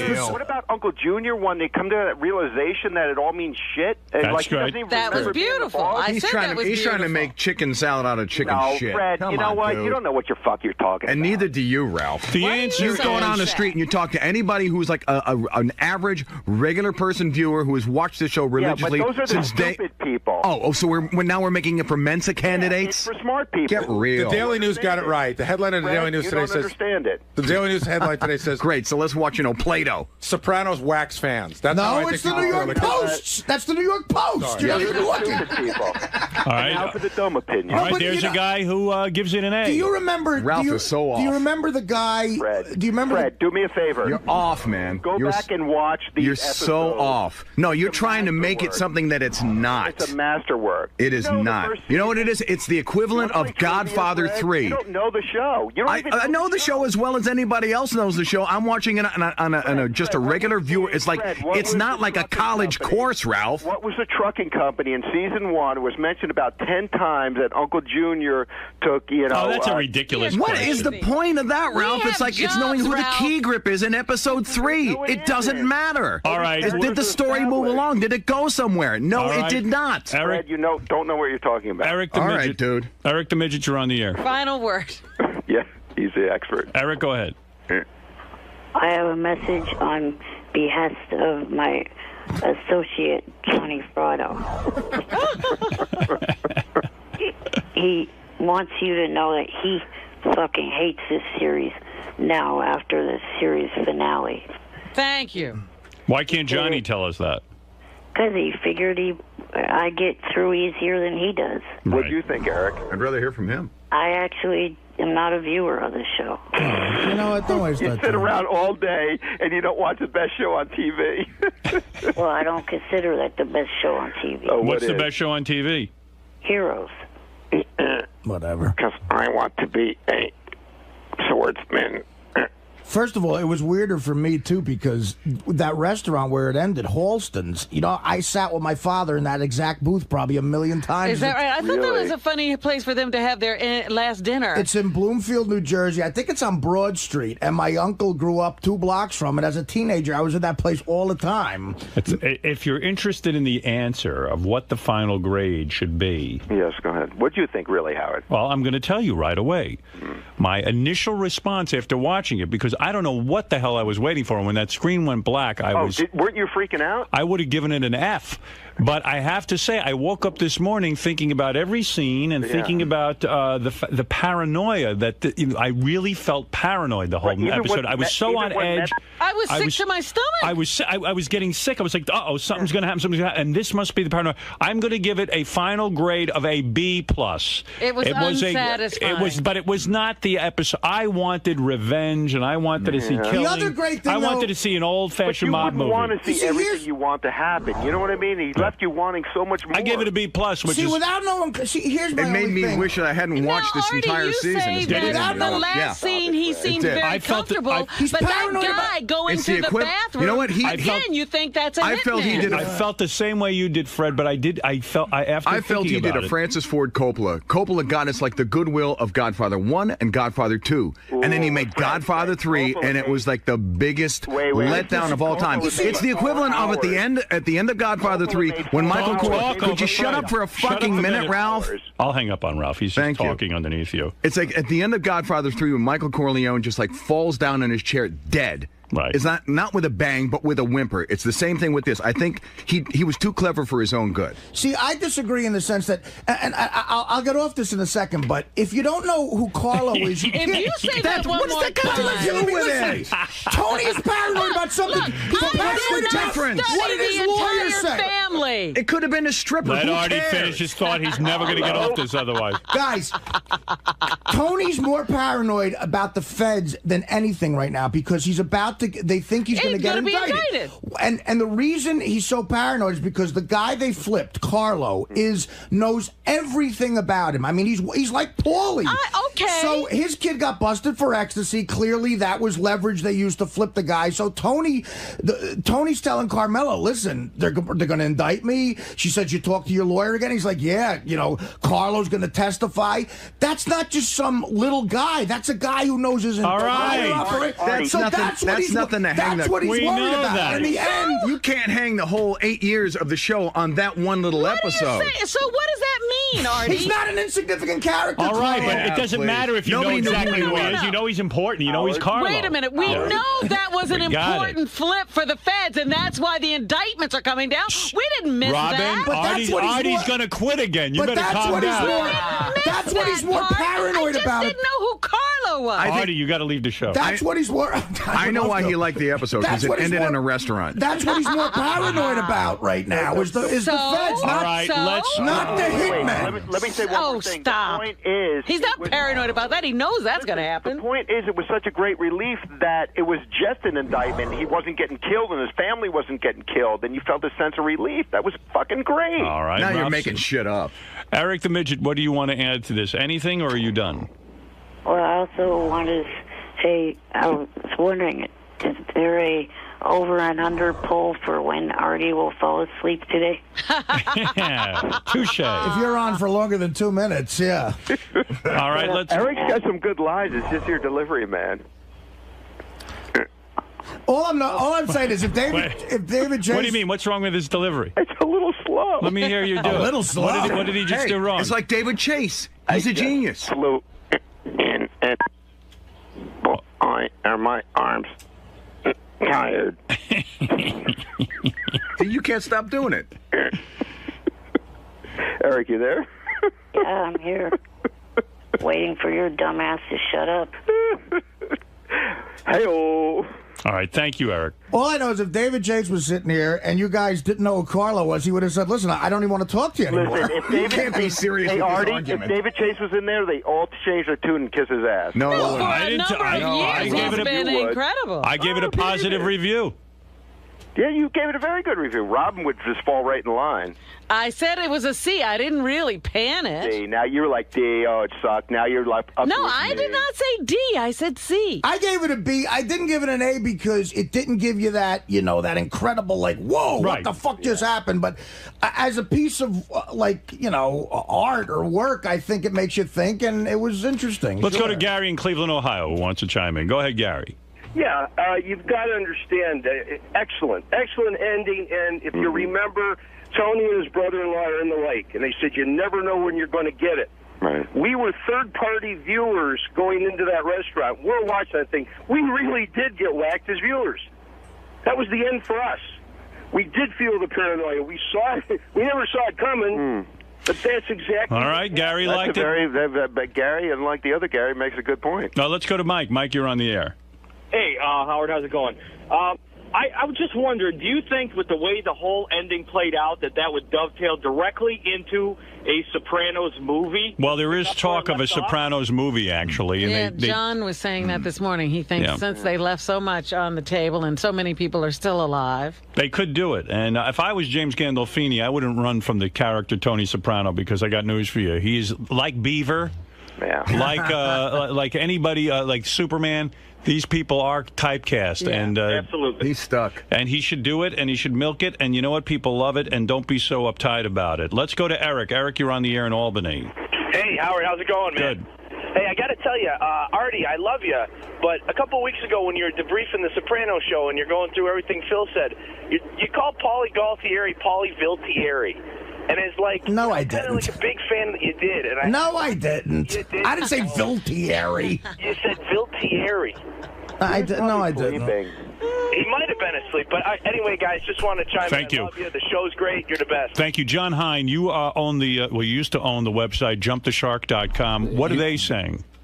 People are pissed, but of course they're going to be pissed. You want that great finale to live up to your expectations. What do you think, John? Here's what I think, Ralph. There's no way you can give it an A+, and I'll tell you why. I said A. That last scene, all I'm thinking is they're going to whack this family. I can't believe what they're about to do. This is going to be incredible. But who would have done that? That would have been awesome. Who would have ordered that? Yeah, Think about it in your head. Who would have ordered? They made peace with the other guys. Phil is dead. Yeah. But they Paulie clearly is just said, "Look, I'm in your allegiance forever." Who would have ordered that hit? You didn't know they made peace. They were questioning that. Yes, they did. No. Come on. They said we're backing off. No, they were. His head run over. They were questioning. No, not that Phil. His head run over. No, not that Phil got whacked. There was a scene later when he was talking to Paulie, and they weren't so sure about New York. They said, and actually he said it to Carmela later. He's like, he wasn't sure. What does that have to do with the ending? Because at the very end, you want some kind of payoff, Ralph. And I don't want resolution. And I don't want we're going to leave it up to you. That's my own personal opinion. I think I agree with Fred. You feel it's a cop-out. It's like build it yourself. If they had shot Tony, why did they shoot the last 10 minutes like blank screen and let everybody in the audience imagine their own fucking ending? If that guy in the members-only jacket comes out in the bathroom and blows Tony's head off, right, and that's how the show ends. Yes. Who do you think ordered that hit? I don't want to do it yourself show. I want the guy to tell me the story.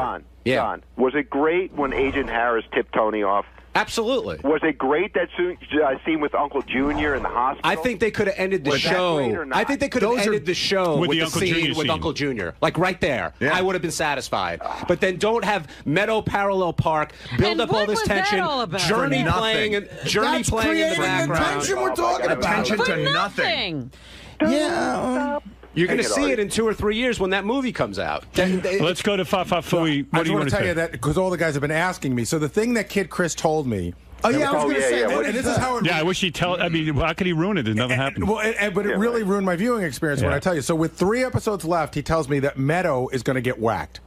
Which is a very interesting thing because you believe that Phil Leotardo. So he didn't know shit. But you believe that Phil Leotardo's so mad at Tony that he might go after his family.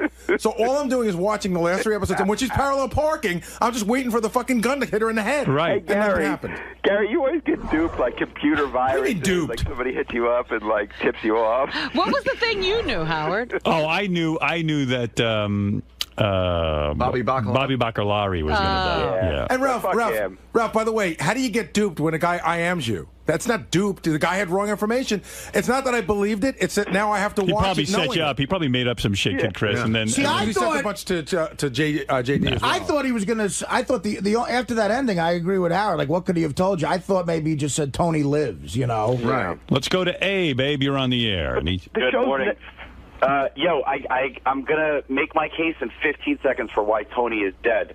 When he was in the boat with Bobby Bacala, he said when the ending happens, you don't know what hits you. And this whole show has been about Tony. From day one, it's always been about Tony. Tony died at the end, and that's why the screen went black. But why wouldn't they show that, as Fred says? Why wouldn't they just... Why not? Well, you don't even have to show... Tony doesn't see the massacre and the bloodbath. The bullet happens and it's all over. I see. In other words... That was the screen going blank, was Tony going blank. But the show wasn't always just from his point of view. You can't assume that guy is wrong, but that's why it's so great, because people have like 25 different theories on what happened at the end, so that's what makes it great. It was the best ending possible. It couldn't have ended any better. Well, that is an interesting theory, that the screen went blank because Tony's world went blank. I think it's better. I like the other guys. We got whacked because we don't know what happened. When they were on the boat, Bobby and Tony, and they were talking about what it's like when you die, he said silence and black. I mean, so that lends some credence to that guy's theory. I don't agree with him, but I can see where he's coming from. There was no music at the end either. And no music. Sopranos ends with like some cool song. That was the other thing. No music. But Fred's point is, and show us him getting whacked. Or, you know what, you don't even have to show the bullet. You don't have to show him. You take a wide shot from outside of the restaurant. You see gun flash, cut to black. All right, there you go. Then you still don't know what happened, but you know something happened. What they did. You're right. You'll agree It's a with me in button. a couple of years. It's a period at the end of a Barbara, sentence. you're on the air. If you remember, Tony, when he goes to the psychiatrist, talks about his father's death. And when his father dies, Tony can't understand because all of a sudden it just happens. And if you remember, they're all at a restaurant. And he goes outside, the father, and gets killed. Tony ends the same. Or he's in a restaurant. Yes, he was. Tony's father gets killed at a restaurant when after the last thing. Dominic, every scene is in a restaurant in that show. No. When Tony's in therapy, the confusion for him is why death had to happen that way. At the end, there's no music because Tony's dead. There's no music. It's all black. When you get killed like that, there's nothing else. How do you know? He's been dead. Oh, you get killed other ways, there's still music. No, but not when you hear like a cool Elvis Costello song. The show is it's all from Tony's perspective. Nothing has. No, it wasn't. You can't assume he's dead. The story was always us watching Tony, not from his. He never talked to us directly. He never saw those other scenes with other people. That's the whole point. That's the whole point of it all. Is why is there just? But why should we have a question at the end of the show? We should know what happened. Is Fred's point? I thought it was the You know what happened. I thought there were. You don't know what happened. You think you know? I got out of it that you're living with constant fear. The most unrealistic part about it was we don't know that he died. The most unrealistic part about it was that they were black kids in Halston's. I've never seen that. There's nothing resolved. His sister's not resolved. His uncle is not resolved. Are you kidding? His sister is all alone again. She's been alone before. Love. Yeah, but she was plotting to get Uncle Junior's money like she usually does, and he made sure Uncle Junior was going to leave it for the kids. How about this theory? And this is a crazy theory. How about there was actually a blackout last night, and we never got to see the ending, that there is a real ending? And it came back on right at the credits? Yes. That's a good one. I like that the best.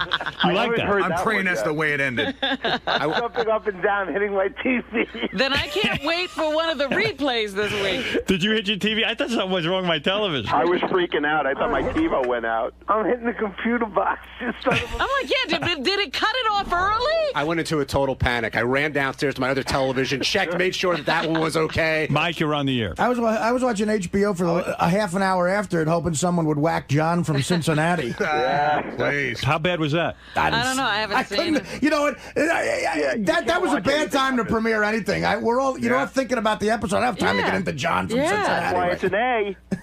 I agree. Look, Ralph, I gave it a B just because... You gave it a B+. They were pushing that John from Cincinnati real heavily. When HBO John from pushed Cincinnati. And those two Australian guys, too. Oh, that looks really awful. What, John from Cincinnati? No, the two guys from New Zealand or wherever they're from. Flight of the Conchords. Good. I hope HBO drops dead. Oh, they have no chance. Yeah, even that Entourage is getting kind of pussy. Yeah, this season wasn't all that great. Yeah, they're having too much fun. It's like, fuck you. Ralph, it's a good episode, but it's not an A. It's not. It's a B+. What do you think it is, John? I'd give it a B. John, what would make you happy? What do you want to happen then? Well, he wanted a resolution. He wanted to see an ending. He didn't get to see it. That's what made it flawed. Mike, you're on the air in Worcester. There's an ending. Ralph, I'm going to hang up on you. You're too chatty. It was Mike, almost like the Russian guys. Mike, go ahead. Right. Howard, at the end, they were kind of showing, like, the paranoia from everybody. Like, they showed the Middle Eastern guy sitting at the counter. Then he went into the bathroom. And then at the end, they showed the two black guys come in. And they were kind of showing, he was had to be paranoid about everybody in the world. Absolutely, we all got that. Yeah, that we got. I mean, and that was a good way to show it. But I don't know, Danny, go ahead. We're coming toward the resolution of this conversation. Go ahead, Danny. God no. Hello. Yes. Howard. Danny, quickly. Yeah, I agree with Ralph and Artie. I think it was an A. I think the only thing Artie didn't give it an A. I gave it a B. I gave it a B+, and Ralph gave it an A. Artie gave it a B because there wasn't enough food in it. I think the only thing they should have did is they should have whacked Carlo, and then it would have been an ending. Well, he was with the feds. They can't get to him. They didn't know where he was. Carlo didn't matter. It mattered Tony's state of mind. But it would have all about Tony. to put a closure to everything. All right, thank you. Well, that's the whole thing. He doesn't know what's going to happen to him now. That's great. As the lawyer said before he got the ketchup bottle grabbed out of his hand. That was funny. That was That's great. why we try these cases. Johnny Fratto, you're on the air. That was fun. Are you motherfuckers kidding me? I'm so fucking pissed. 7 fucking loyal motherfucking years I've been to these people, to this family. And look at how they... Are you kidding? And A... Who said A? Ralph, yeah. Ralph, the idiot. Yeah, go Ralph, ahead. what the... I wish Ralph was my teacher. Johnny, you're one of these people who just sort of watched it with half an ear and half an eye. You don't know the ins and outs of the show. Oh, he doesn't know the ins and outs of the What are you saying, mob Johnny's either, not right? smart? What are you saying? Johnny's not smart? No, he doesn't know that. He doesn't. He makes a good living. He's sort of What do you mean smart. by the ins and outs? Johnny, you don't know the show. Do you know You don't know the Carla? characters. You don't know the You got to depth of fucking the be kidding me. What do you mean he doesn't know the show? That's his life. Ralph. I know the characters. But we're talking about a TV show. Ralph, how can you sit and question whether or not somebody's intelligent enough to watch The Sopranos? And Ralph's the most intelligent. I mean, give me 10 questions. and the guy on the phone here with you he lived the life of AJ. He is I don't care AJ. what he lived. I hope he's not AJ. AJ was a fuck up. Are you saying Johnny's he's a fuck not. up? No, I'm saying Johnny was the son of a mob guy. He would know. He doesn't know the Sopranos. I got to hang up on you, Ralph. You're annoying me. I know the Sopranos. If I'm right. I know the characters, and I'm going to tell you something. I understand David Chase might have been going, well, you know what? We're going to make this like real life. What we're going to do is we're going to end it with nothing but, we're going to put him in about 4 or 5, or make the viewer think he's going to see 4 or 5 bad endings. But we're going to end it just like life ends. That's some fucking creative shit. But that ain't why I buy HBO. That's right. We got life. See, you know what? Yeah, we're already living life. We want to see a story, right? He hit on a valid I point. want him fucking dead. They better bring that motherfucker back and get him dead. Because I'm watching a television show. I don't care about how close to life or art it looks. He's right. Him to be dead. And you know what? I want him dead. You know what? Thank you. But that's You not know what he the kind of show touched you've on, been though? Is like watching. everybody likes to try and make this show like it was like, oh, it's about family. It's always been about family. It's like, no, it's not. Everybody loves this show because it's about the fucking mob. Right. Let's get real. Yeah, but let me tell you he has a family. Let me tell you one more thing about this discussion we're having now. What? And this is the most important thing to say about this. And this is the thing that'll blow the lid off it. You ready?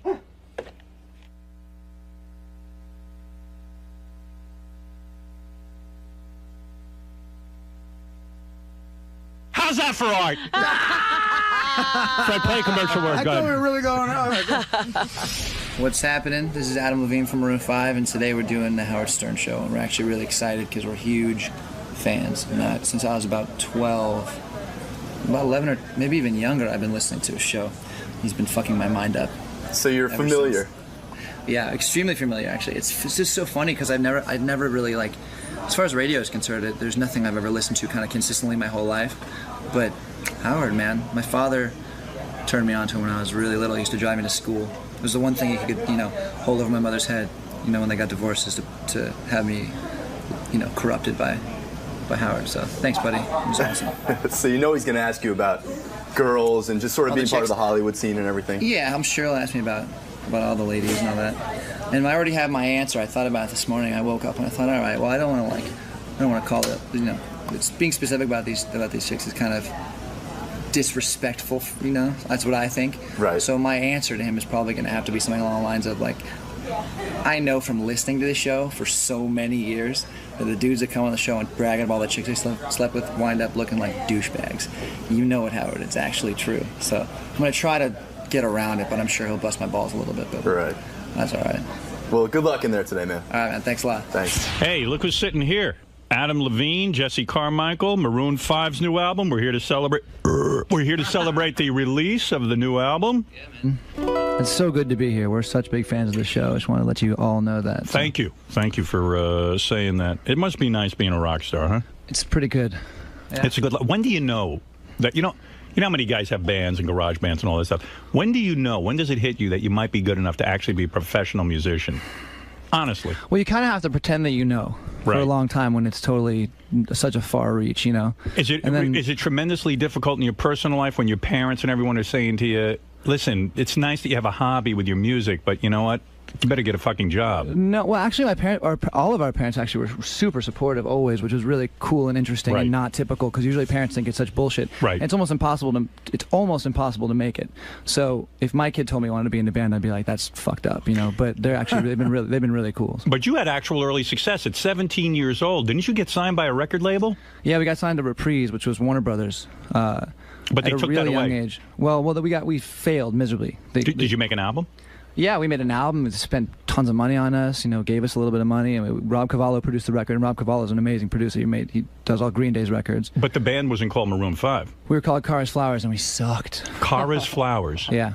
And you were bad. We were terrible. I mean, I know you're not a huge fan of the band, but we really sucked back then. At 17, though, that you had to be the coolest kid in high school getting a band, right? I mean, it must have been insane. I swear that is why we graduated from high school, because I got horrible grades. I mean, the rest of them were all better than I was, but literally, we had all of a sudden, we went to this really kind of snobby, preppy school in L.A. Where'd you grow up? Oh, in L.A. In L.A. Huh. And I got horrible grades, and it was a prep school, so you had to go to college. Everyone went to amazing colleges. And, was it co-ed?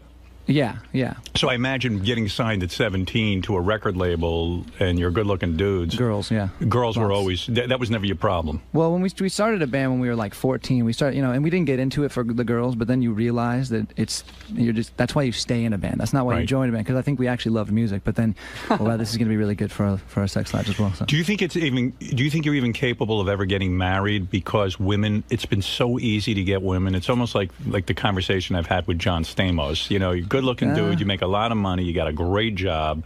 Is it almost impossible to get married? No, it's not impossible. My whole feeling on marriage is that you shouldn't do it, really, unless you're really ready to do it. And a lot of people get married for the wrong reasons, and they whatever pressure there's from society. But yes, it is more difficult, I think, because of the position that we're in, but eventually I could definitely see myself. It's going to be a few years, obviously, because I'm definitely not ready right now. But who's the hot chick with you in the green room? Is that the current girlfriend? She's my girlfriend, yeah. Okay, how long you been with her? About a year, almost. Actually, yeah, we met about a year ago. Everybody's carrying on. She's so beautiful, and one of the best things about her is that she's not an actress or a model. She's a regular person and an artist, and she's amazing. Yeah, your life must be insane. In fact, like one of our good-looking interns was like all dressed up today because she knew you were coming and wanted to be the one to hand you. I think she got to. If an intern's real cool about it, we'll let them hand the release, because you have to sign a release when you come on. So I heard she got all dolled up for you. So, and it's like, it's got to be just great. You know what I mean? It's just got to be insane. You know, it's funny. It's flattering. It's amazing. It's the coolest thing in the world. You know, we've wanted this. We grew up together. Jesse and I have been best friends since we were 12. You know. Jesse, you getting laid too? Yes. He's already gotten laid twice since he's been in the building. Have you got hit with any pussy shrapnel when he steps on the bomb? Yeah, because lead singer always gets the top choice, right? And then what do you do? How does that all work? That is the way. We all do pretty well, man. No, Jesse got a hot smoking girlfriend. We do pretty good. Nice. Yeah. But, so who's low man on a totem pole in the band? Drummer. Which instrument should you not take up? Drummer, you really think so? Drummers always get the shaft. The tuba. Our drummer just had a kid. Yeah, but you know what I mean. His wife or his girlfriend / wife is really drummers sit in the back. Yeah, I guess that's kind of true, because they don't get seen very often too. So when you're in the foreground, usually that's when. You know what you guys should do? Like Led Zeppelin one day, you should fuck a chick with a shark. We've done that actually. So were you always like in chorus and glee club and stuff in school? Like, is that how you get into this whole business, or you just had bands? I could sing, but it was never like, and I was into rock and roll music since I was like 10, 11 years old. So how'd you get the second shot? So no training or anything? No, actually, I took my first vocal lesson like 2 years ago because my voice went out. And this amazing dude who's just kind of does everyone, you know. How old were you when the fame actually hit, though? Like, wait a second, though. How old were you when the fame actually hit? Like, in other words, so then, like, you're 17, you get signed, then you guys sucked, and then you went away for a while. We went away for a while, then we came back. We started to get really big in, like, 04-ish time, you know, because, we had a couple really, really big radio hits, too. And knowing how tough it is to get songs on the radio, that was the biggest change, because we accumulated fans, we tour, you know. That's, like, the biggest misconception with our band is that we're just, like, this manufactured, boy bandy kind of, like, bullshit band.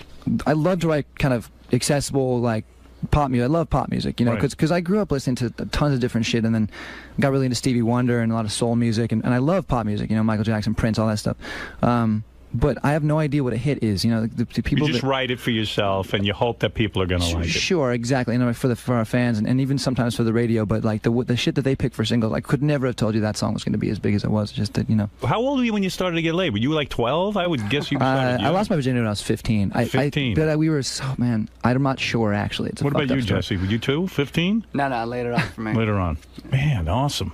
Jesse was like, you were like 17 though. So then when you got real big, that's when you started to get the celebrity chicks. Is that great? I had a few celebrities Where myself. are they from originally? But here's the thing though. The thing about that whole overblown thing with me, you know, screwing everybody in Hollywood is so exaggerated, and a lot of it isn't true. So that's, some are true and some aren't. Most of it really isn't, you know, and some of it is, and that's kind of why I don't like to talk about it, because I'd rather than think that I did. You keep that quiet? But Jessica Simpson was true. That was her score. Yeah, I would love that. You got her. Here's the thing. Here's the thing about this whole celebrity nonsense, which I've never really enjoyed being a part of. But, you know, I listened to your show for such a long time, and it's almost as if, like, what I've learned from your show is a lot of dudes that come on here and talk about the chicks that they slept with, and there's people that talk about it in general. It's just they come off looking like douchebags no matter what. So it's just kind of keeping my mouth shut is probably a better idea. But where are you from originally? From Los Angeles, born and raised. Oh, okay. So you were out there in California anyway. I'm going to read your list. I'm going to read your list right now. The girls you had. Let's read it. You could. Let me tell you something. You Who could are say they attributing to you could say you don't talk about it, but I'm going to tell you something. There's a list I would be very, very proud of. When I say this, I say I've slept with everybody in the entire world. All right, here we go. Lindsay Lohan. Whoa. So, I would love that. So it's would too I. young for me. You never had it? So would I. Is it a fake? Is it fake? Just give me fake or real. Lindsay Lohan. Most of it's fake. I can't. It's Most like, of it. It's just. I bet it's Dina Lohan. Yeah, it's the mother. It's the mother. I met Dina Lohan. I think She's I could have out of gotten her there. Jessica Simpson. That to me would be a major score, and I don't care. Smart, stupid. To me, very attractive. She's an attractive girl. She's beautiful. Beautiful. She's Paris too smart Hilton for you me. had. I gladly say that's actually not true. Not true at all. No. You know, I've had like 50 guys in here who will say they had sex with Paris Hilton. It's not cute. I don't even know who this is. Maria Shapovalov. Oh, the tennis player, Sharapova. The tennis I shook her hand, and all of a sudden we were dating. So that was that's really not true. Yeah, she's really tall. I mean, yeah, she's massive. Have you ever seen her in person? She's like 6'3". I don't know her. Yeah. And then she had heels on. We played her 18th birthday party, and then they quarantined this whole area, and they threw us into this photograph.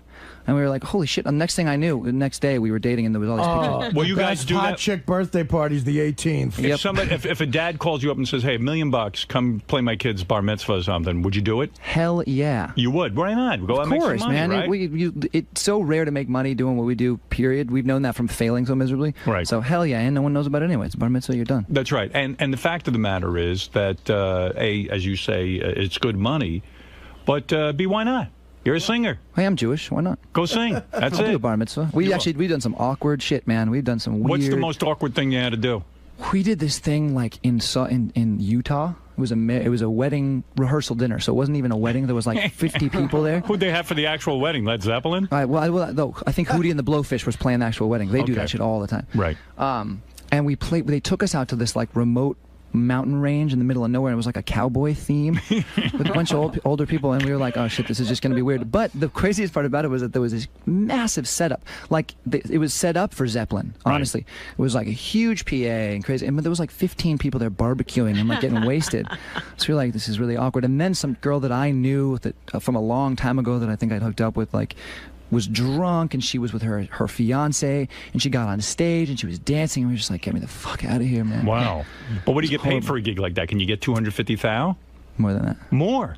Well, then what the hell? So Who cares? Go through the embarrassment. Oh, absolutely. I go through it. There's no such thing as buying out. Not selling out, just buying in. Buying in. No, like I did a gig a couple of months ago for that guy, Jonathan Kraft, the Patriots guy, and I was thinking to myself, God, you know, this guy could buy me anytime he wants. Like, I mean, he flew me up on a private jet, you know? Yeah. I mean, this dude that was getting married was so loaded. He had just made a bunch of internet money, like, you know, one of those internet billionaire guys. Right. And he met this chick like 6 months later and getting married. And Wow. Wow. But we do stuff like that all the time. It's No crazy. kidding.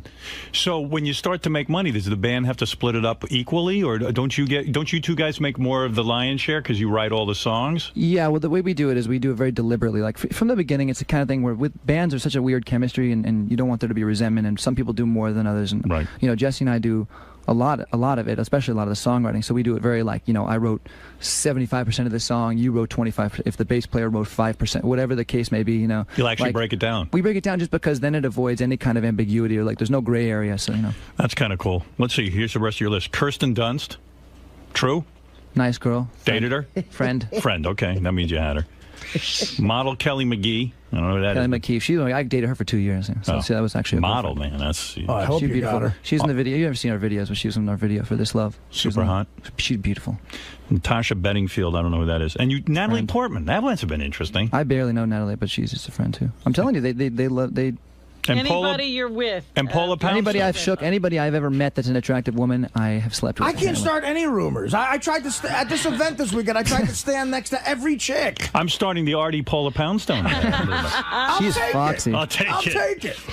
And then the really scandalous thing is you might have had Jessica Simpson while she was still married to Nick Lachey. That's good. Yeah, but that's not true though. Yeah, you really have a book in you. You know what I mean? And when you're later, that's later on you'll get that. Yeah, that was definitely not true. So. Maroon 5 has sold over 10 million copies worldwide. Wow, that's pretty awesome. I know. That's really great. That doesn't happen anymore too. I mean, this whole ride has been so incredible, man. Like, what's your take though on the music business now? Because how do you sell albums anymore? No one's paying for albums. It's weird. I feel bad for musicians. Don't feel bad for musicians because the good part about it is, and the record label's going to love this, but the record business is fucked. Right. The artist is not, because the cool thing is now that the internet, I mean, we have so much to attribute the internet's been a huge part of our success. Well, first of all, the only money you really make from being in a band is touring and radio. Right. So record sale, we sold 10 million records.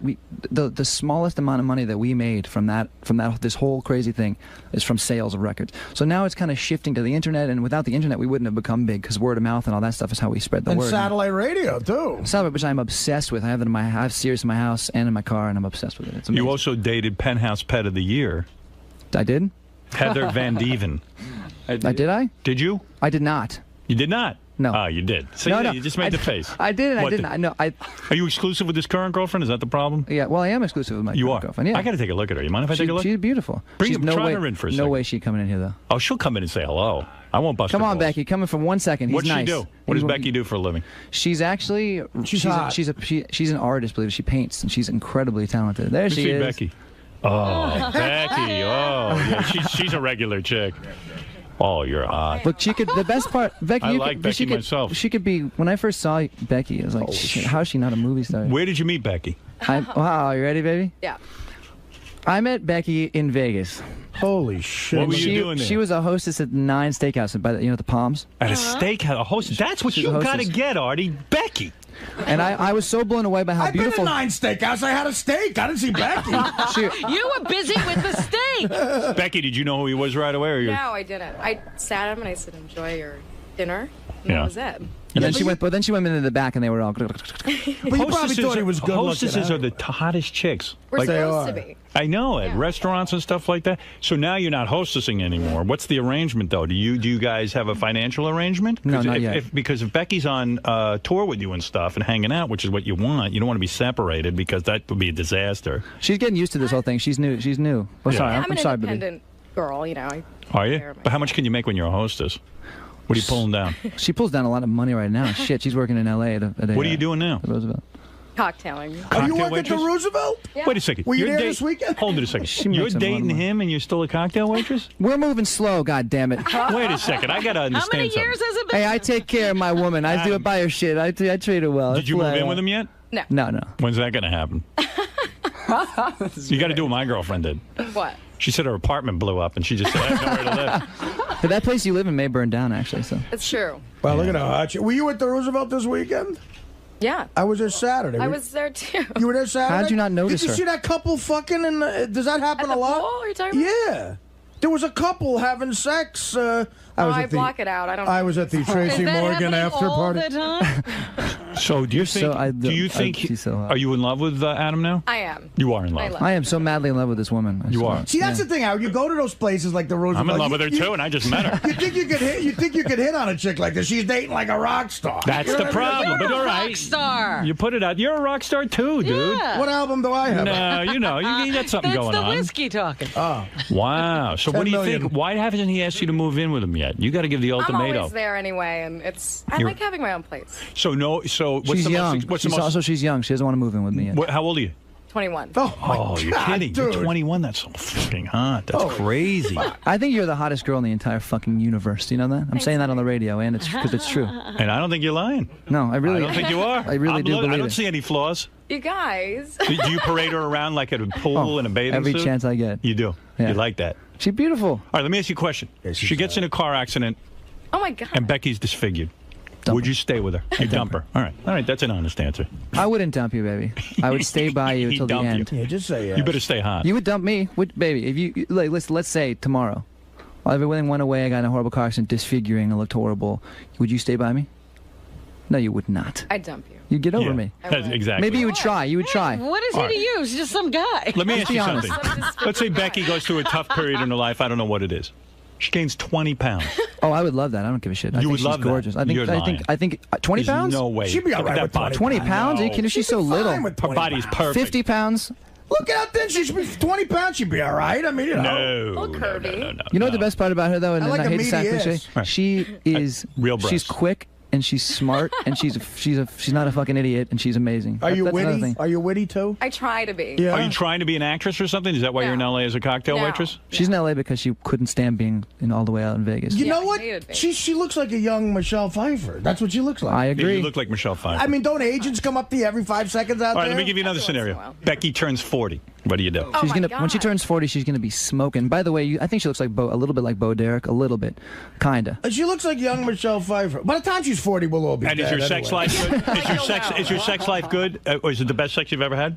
God. You know what? It is the best sex I've ever had, actually. Good Oh, answer. how is she good at sex? What does she do? It doesn't Show happen. up? It doesn't happen enough because I'm always Becky, you running wouldn't need around. to move for me. I could just finish up. I'd be done. That's good.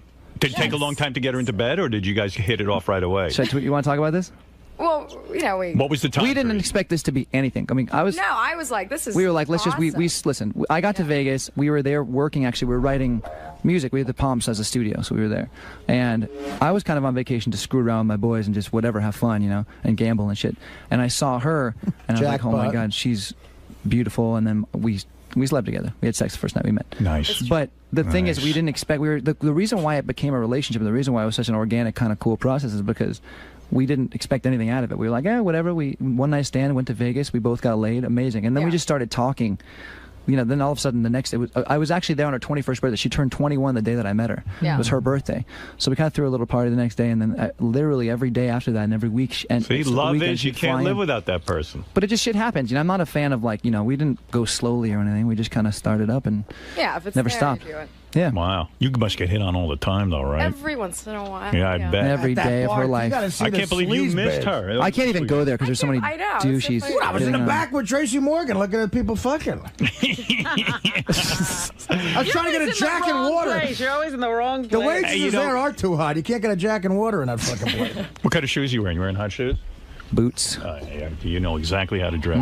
Yeah. You don't want to hear the best part? She got off a red eye about an hour and a half ago. I did. Really? So this is you at your worst. Yeah. Can't imagine. I have to see you at your best. She's the hottest chick we've ever had up here. Oh, will you stop? How much? Go ahead, Artie. Do your rap. How much money? I can't now. The I guy. know, that's That's an If he wasn't achievement. here, I man. would offer you. good for you. 50, So do you think Wow. there'd be a marriage? Do you think that you would spend the rest of your lives together or something like that? Well, our relationship was kind of founded on this anti-relationship idea, but it's now turned into a real full-fledged relationship. You're a couple. I don't think either one of us is thinking about getting married right now, but I'm certainly madly in love with this woman. Well, Oh, honey. Becky's too young to get married. Because I wouldn't. I'm not 21. doing it for her. She's Right. too young. Listen to this guy's life. Prep Well, how school, old this are broad. you? How old are you? I'm 28. Oh, okay. No, that's okay.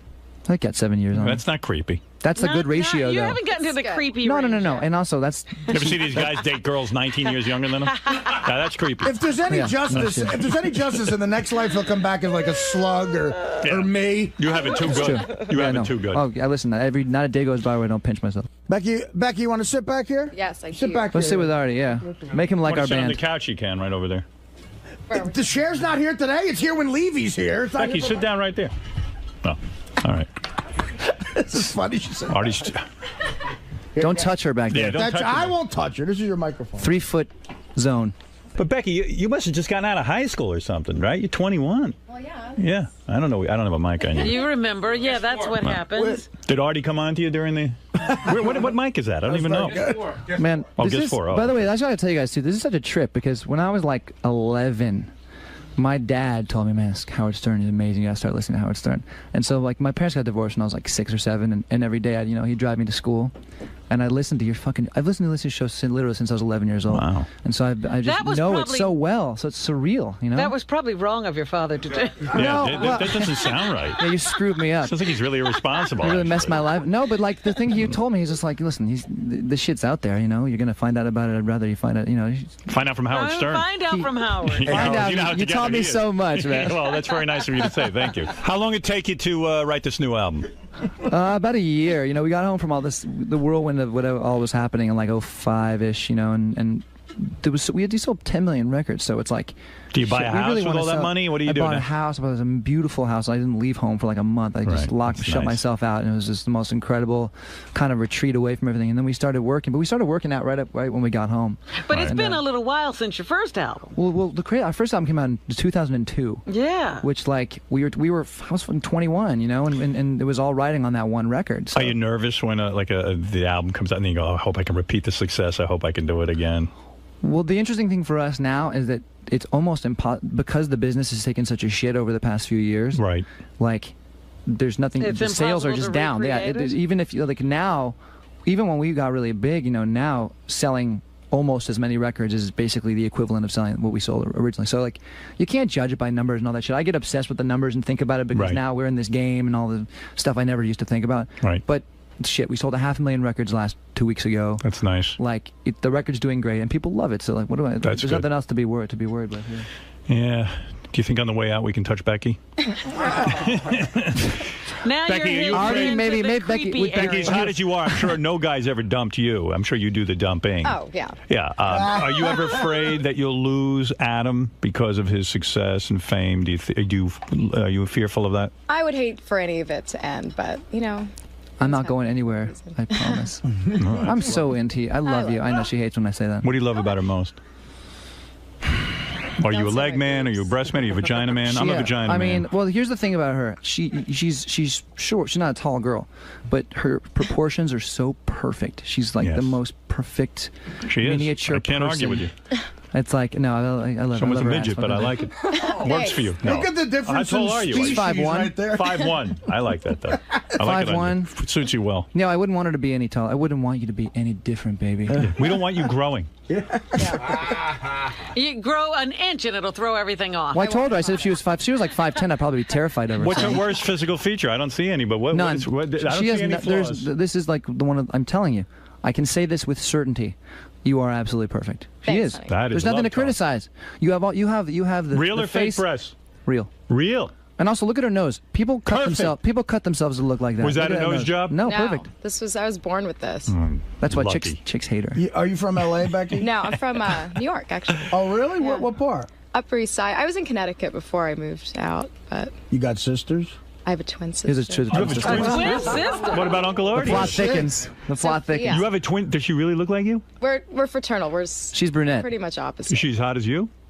I think she's smoking. Yeah. If she's opposite, she's ugly. Oh, she's ugly. Who wants the opposite of you? She's the brunette version. Hook us up and I'll crowbar Maroon 5 into every show. Do you think you could ever finagle both of them in bed together? Oh. No. That's absolutely not. That's some Jimmy Page shit. I don't think so, no. You and your sister ever experiment on each other when you were young? No? Here we go. Classic Howard Stern, baby. I told you. This is good. This is great. And no lesbianism for you, huh? Never tried it? Have you two ever gone after the same guy? Oh, that's a try. You had a try. Oh, you? no. You kissed another girl, didn't you? Nothing fancy. Nothing. All right. You've messed around. You got to make that happen. This is great. We should stay here for like 3 hours. No college for you? No college? She don't need college. She did 2 years of college. I started. I haven't finished yet. You don't need to finish. There's no need for you to go to college, believe me. Oh, my Not the way you look. You got your degree. You got a degree in beauty. Thanks. You're going to get your MRS degree with Mr. Moneybags over here. That's called Mrs. Degree.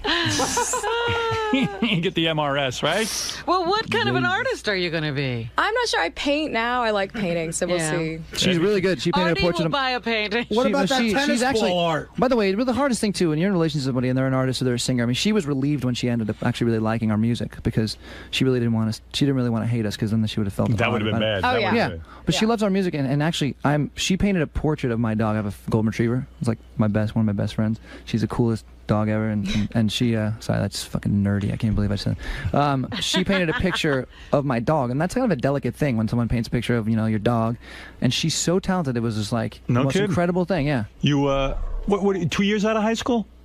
What? I'm That's like hot. 22 in a couple weeks, so 4 years. Are you 4 years? Yeah. 5 years now, I guess. Do you ever put on a schoolgirl outfit for lovemaking or put on outfits? No, I just take outfits. Lingerie. Yeah. You do lingerie? She doesn't need it though. That's the thing. Every time we do, I get lingerie. I'm like, what's the point of that? Here's what scares me though. How many guys did you go out with before you met Adam? I mean, you're young. She was a virgin. None. That's my point. I'm saying, you haven't really experienced a lot. How many men did you have before Adam?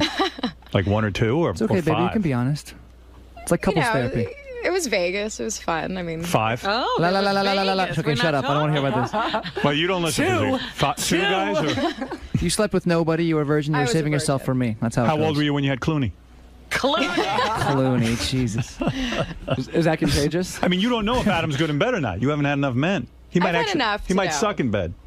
You've had enough to know. That's all we need. That's all we need to go. That's as far as we All need to right, go with okay, that. whatever. I've never. She was my first. Hey, man, how was that? Did you have a good time? Oh, so fun. Surreal. Now, are you a big fan like Adam is? Yeah, I am. So is It's it a little cool to be nerve-wracking playing, No, but it's not like other radio stations we do. It's definitely got like a much bigger vibe than anywhere else, so that was fun. Thanks. Cool, man. Thanks. Adam, was that cool, man? Getting to meet Howard and just mix it up? Man. We're such big fans of the show. Long time coming. He dragged your girl in there, though, man. I mean, wouldn't you? She's beautiful. Yeah, definitely. Absolutely. No problem doing that. How's she doing? Can we check in with her, or does she not want to be on She probably camera? doesn't want to talk to the camera. But you can bug her. It's a free country. You can do whatever you want. Now, you mentioned, you've been a huge fan for a long time. What was it like to actually get in there, be in the studio, not hearing him on the radio? It's great, but it's such a cool place too. I've never seen a studio quite like that before, so it was awesome, man. It was good times. All right, man. Well, thanks for stopping by. All right, man. Thanks. Good luck with the new album. Cool. Becky, you all right? I'm all right. He dragged you I through just thought for of Becky in the green room like this. Don't fuck up. I know. I'm going. No, he did good. He did good. You did great. Thanks, baby. He said all the right things and everything. I know. so it was I good. do that. Artie can't steal you away? No, I think I'm taken. Yeah. I'm happy actually that Artie likes you because now maybe he'll like our music more. Because he'll think about it fondly. Yeah. His experience. Yeah. And he'll think about how you He are. was sweet. Maybe you're the reason. Oh, is that it? Yeah. Oh, see. Was it I hard knew I when was here for a Howard? reason. Was it hard when Howard was reading the list of women he supposedly slept with? I know most of it. She's heard it all Real. before. Yeah. So it was nothing news new. to me. It's not Yeah. a surprise. So. I've dealt with it already. How was it being on Howard's show? It was fine. I was not expecting it. It was warm and sweet and fun. Yeah, it was cozy. It was great. Yeah. It was it was actually really cozy. I wanted to hang out for longer. Did you? It sounds like you listen a lot in your car. I listen all the time. Well, I got serious, so I've always really been a fan of all the satellite radio stuff. So Right. I'm on board. Good. Yeah. Well, good luck to you. Awesome. Thank you.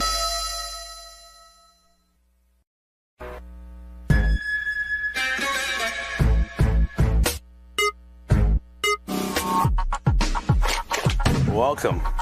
This is my crib, bitch.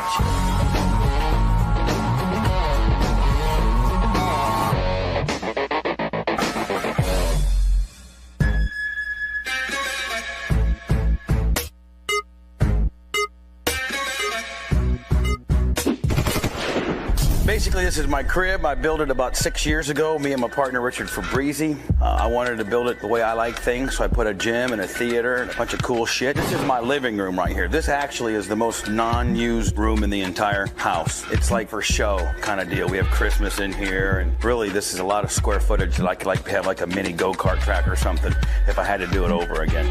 But you can't do good resale on that deal. We got a big $65,000 fish tank, 426 gallons salt water, huge, big, obnoxious. We got, of course, an art niche. I can't just have like a piece of art like from Moed or one of them fancy dancy kind of deals. So I got the guy that I like to play the most homage to, Brett Favre, big ass family heirloom and the Klim grandfather clock deal. Gotta pay a little respect to the man. 9-time Billboard Award Radio of the Year guy kind of deal. Some other stuff. This is a kitchen. I like the kitchen. It's big. See, kind of echoey. Hello! Hello! Hello! Big bar. You can sit 8 people down. 2 sets of knives. Big, huge, burnerless cooking top. Typical, you'd think being married I have a little bit more stuff. Oh, I know what I got. Good sponsor, me and Howard TV. Carson's Ribs. Gotta have good sponsors. You gotta have Ketchup Kid. And protein bars. That's all I need. Yeah. Red Bull. Love it. So you can basically see the kitchen. It's pretty self-explanatory. It's huge. It's big. It's outlandish. It's nice. Let me take you into a room that I like. This is in the middle of the night when I'm all drugged up on Ambien and stuff. I always find myself in here, the pantry. Usually I got Cheetos, sunflower seeds, manwich things. I was trying to lose some weight and do some Nutrisystem shit, so there's some Nutrisystem stuff in here. This is where Craig the Bulldog keeps all my maintenance man keeps all his cleaning supplies. All his brooms are hung here. I'm very particular on the labels facing out, and I'm very particular about all my cleaning products labels facing out too. I think it's my ADHD or whatever they call I have. I'll show you my wine cellar. I don't really drink a lot of wine, but they said that I needed to make this thing because people that if I ever lose my house because I don't have a job no more and I have to sell it. Atmosphere controlled wine cellar. Of course, I keep Miller High Life in my wine cellar. Water, wine. Louis the 14th or 8th or 9th or whatever the hell that shit's called. This shit's really high dollar stuff. Somebody gave it to me for my wedding. Wine, Crown Royal, just liquor, liquor shit. No big deal. This is off of the living room. This is another never used room. I had Thanksgiving dinner in here. That's what Hogan got me for my wedding. This motherfucker was like $8 grand. This vase that Hogan got me was like $8,000. I would just like to have the cash, to be honest with you. And then that plate was like $3 grand. Fucking waste.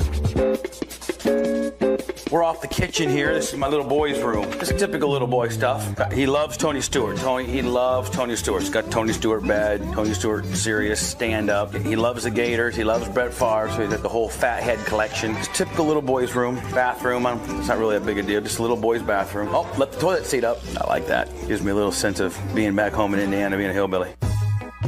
This is actually one of my 2 favorite rooms in the entire house, and I think you'll understand why. Not that I'm fucking a bodybuilder or nothing, but I love my gym and I love to try to stay in shape. And Hogan bought all this stuff for me. Hogan, when I lost my job 3 years ago, Hogan said you can watch movies in your stupid movie theater and feel sorry for yourself, or I'll give you $65,000 of weightlifting equipment and you can try to work out and not be such a fat fuck. This is my gym. I usually try to work out in the morning here. I got 18, 19 pieces of equipment, full dumbbells, big TV up there, some sports memorabilia, some ab machines, full stair stepper, 2 pre-core, some stuff for Heather. That's like chick stuff over there. It's all for your butt and legs. Next to Hogan, this is like the second best gym I've ever seen a person have. Well, I think Mark Wahlberg, because the guy who did my gym equipment also staffed up Mark Wahlberg, so I think he's got a good gym in California. But besides those 2 motherfuckers, I think I got a pretty good gym. This is my office, and I actually spent a lot of time in here. I kind of forgot you guys were coming. It's not really that clean. It's kind of cluttered. This is my office. Various of my racing uniforms that I've had framed over the year. My national 12 Boobs of Christmas, Bubba the Love Sponge, and Bubba Radio Network, all United States national trademarks. Some Dick Butkus shit. Dick Butkus came to the studio where I get on the internet, phone, fax machine. Just pretty much standard. Kind of big for an office. Probably should have not made it so big. It's all right. It'll work. It's efficient. This is one of my favorite things. Right here, Tony Stewart. This is when he won the Nextel Cup 2 years ago, and I was in New York. And that's the invitation to the banquet. That's the room to his. I stayed in the room. He had a big 3-bedroom suite at the Astoria. I won $20 from him in a pool game. He put "Bubba, fuck off, you fat ass bitch," Tony Stewart. I framed it as well. Let me take you to my pool bath and then my bedroom. Come on. This is just standard pool bath shit. Shower for when you get out of the pool, so that you don't track it in through the house. You can get in here and get ready. I don't think I've taken a lot of shits in here, but I've never really taken a shower. Well, I've taken 1 shower in here, but it's for the people who use the pool. All right, this is where I get my jobs done right here. This is my bedroom, and I love my bedroom more than anything. I really do. This is my bedroom. This is my personal mini bar. This is right off, it's close to the bed. Waters and protein shakes in there. Vitamins and pills and stuff in there. My bed. I sleep on this side. Heather sleeps on that side. Look, I got Howard TV on the big screen. I can sit right here, get my Howard TV on, my 61-inch flat screen Jones. Look, there's Howard right there. Got the fireplace, the lava lamp. I got the remote control fireplaces. So if I get cold, January, February here in Florida, it's like Austin Powers. All I do is hit my button, boom, fire. All right, let me show you my closet. Not that I have much of it left. After I got married, the old lady pretty much moved all her shit in here, but let me show you my closet. My walk-in. All pimps got to have big walk-in closets. I got a decent one. I've seen some people got a lot of different, better ones. But this is pretty much my side of shit over here. I'm all athleticed out. Very few good clothes. I only have one section of good clothes. Heather's got all the rest of the shit. All the shit's hers. Dresses, Louis Vuitton stuff. This is her shit. Look, she took over my shoes. This is all I got. I got one little section. Oh, look, I got my gold, all my jewelry, Super Bowl rings, Rolexes, and shit like that. I just keep it right there in a bag. No big deal. I got surveillance out of the closet right into the bathroom. The most important thing when having a bathroom is you have to have a telephone in the shitter so that you can talk on the phone while you're shitting. Two phone lines. 1, 2. Right here, take a shit, little air spray, standard shitter, jacuzzi tub, oversized, 4-headed shower, his and her sinks. Pretty much that simple. With a TV, all hillbillies that make a lot of money have to have a lot of TVs. That's how we validate our worth. So while you're in the shower or while you're in the tub, you can watch TV. Kind of cool. I always wanted to have a TV in my bathroom, now I got one. This is coming off my kitchen from the hallway that goes to my garage, to Julia's bedroom, to my laundry room, and then upstairs. And then over all the years, when I had this hallway, it was just kind of bare. It's kind of a ton of area. I'm like, screw it. All the guitars I've gotten signed over the years. So I have a little guitar collection in my hallway. That's there. This is Julia's bedroom, my stepdaughter. All girled out. You're gonna like, it's girl stuff. She's 5. She got her little flat screen TV there. All pinked out. She's a little princess, Awful pink for me, to be honest with you. And that comes right into the her kitchen, her bathroom. She got her little shower, toilet, girl stuff. This ended up being a closet underneath the stairs, but I kind of turned it into my quasi gun area. And it's got a lock on it, and I hide the lock. It's real dark. I don't know if you guys are going to be able to get a camera in here or not. This is where I sit and look at my guns. So sometimes I just sit in here by myself, put myself in a little mini timeout. Nobody knows where you're at. Nobody knows how to get a hold of you. You lock the door. You got your guns. You can polish your guns. You can look at your guns. You can oil up your guns. You can clean your guns. I just kind of like hanging out in here. I come in here at least once a week just for 20, 30, 40 minutes, just kind of hang out, look at my guns and shit. Guns are cool. All right, we're going upstairs to see my guest kitchen, guest bedroom, and my favorite area, my theater. I don't really come up here a lot, to be honest with you. On Sundays for football and NASCAR, that's it. Once a week at its best. I never come up here. One time, Heather and I got in a fight. I slept up here. Other than that, that's about it. This is my bedroom, spare bedroom. Tony Stewart just got done spending the night up here a couple days ago. Nice little area for guests. They got a bedroom, and then it goes right into a kitchen. Full kitchen, stove, stocked up refrigerator. This is the bomb right here, fellas. This is how gangsters do it. Look at this. 8-seat movie theater. Each seat has its own individual butt rumbler, subwoofer. PlayStation area so that when you play PlayStation with your boys, you have your own individual screen. Bubba the Love Sponge poker table. Its own 42-inch screen for you to be able to watch the ball game there.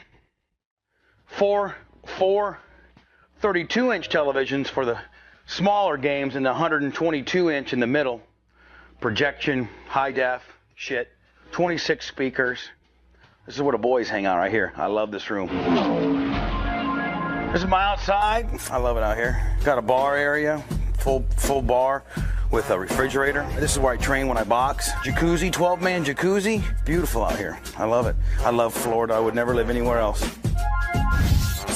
We're headed out to my garage and we're almost done. Thank God. This is my garage. I got a golf cart, a couple mopeds, tanning bed, Escalade, Miata for Heather. Then I got my F-150. This is my No Panties Thursday golf cart. If you look at the license plate, it'll say No Panties Thursday on it. A couple mopeds. I like mopeds. Fat guy riding a moped. Tanning bed. Carpeted garage. Keeps dust and dirt down. I'm a man's man. I drive an F-150 truck, baby, 4-wheel drive. Wouldn't have anything else. That's my car right there, baby. Freshly with mud on the tires from going to the racetrack last night. And I'm going to show you what I really like to do. Before you guys see yourself out, this is what I like to do around the neighborhood. See you later, Crib.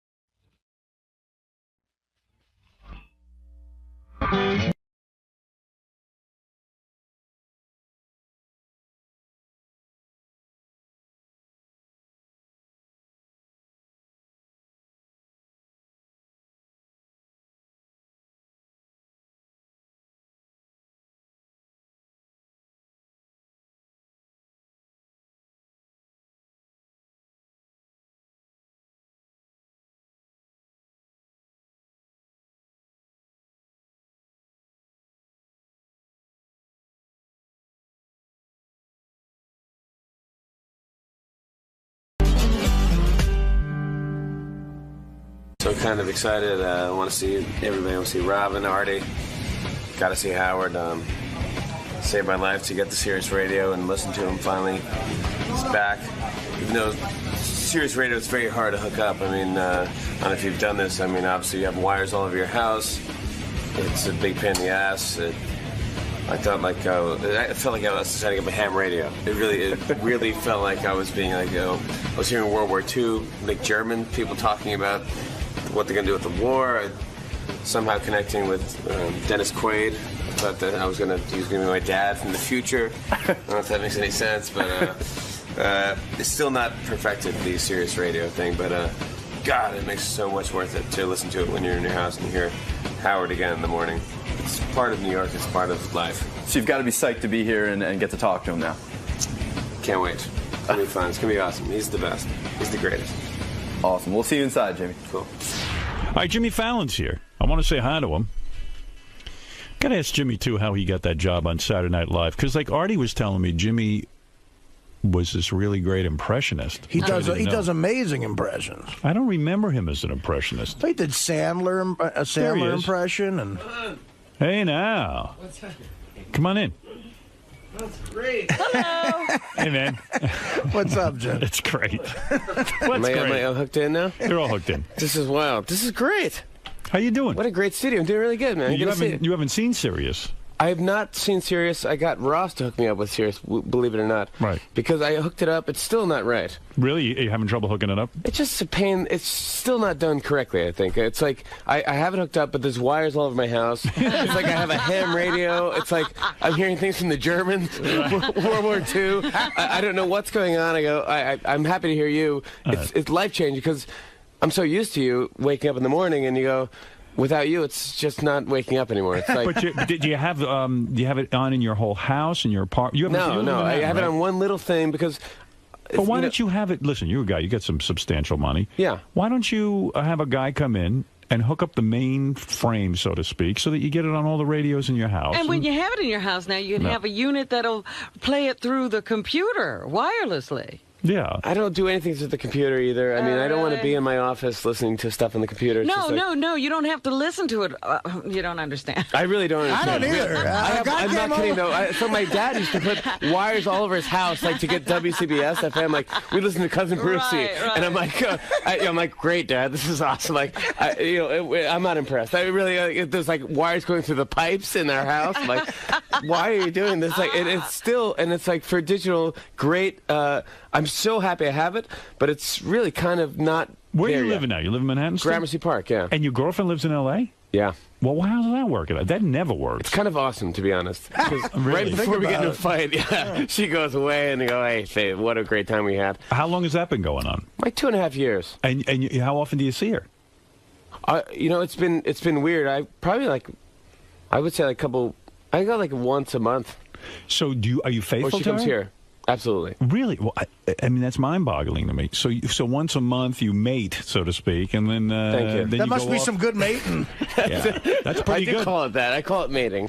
You're like one of those good guys. Like you strike me as not like being overly sexual and like a deviant like myself. Like if Beth's away for a week, I'd have to break up because I'd be like, you'd be all to the next woman. You're the only guy I know who has a long-distance relationship that actually works. I don't. It's so sad what my life has just become. It's like TiVo. Yeah. A TiVo catch up, and like my girlfriend comes to see me, and she's like, "You got to change your TiVo lineup. It's so embarrassing." What is it? Very gay? It really is gay. Mine too. I mean, it's really. I have, like, what do you have on there? Cooking shows.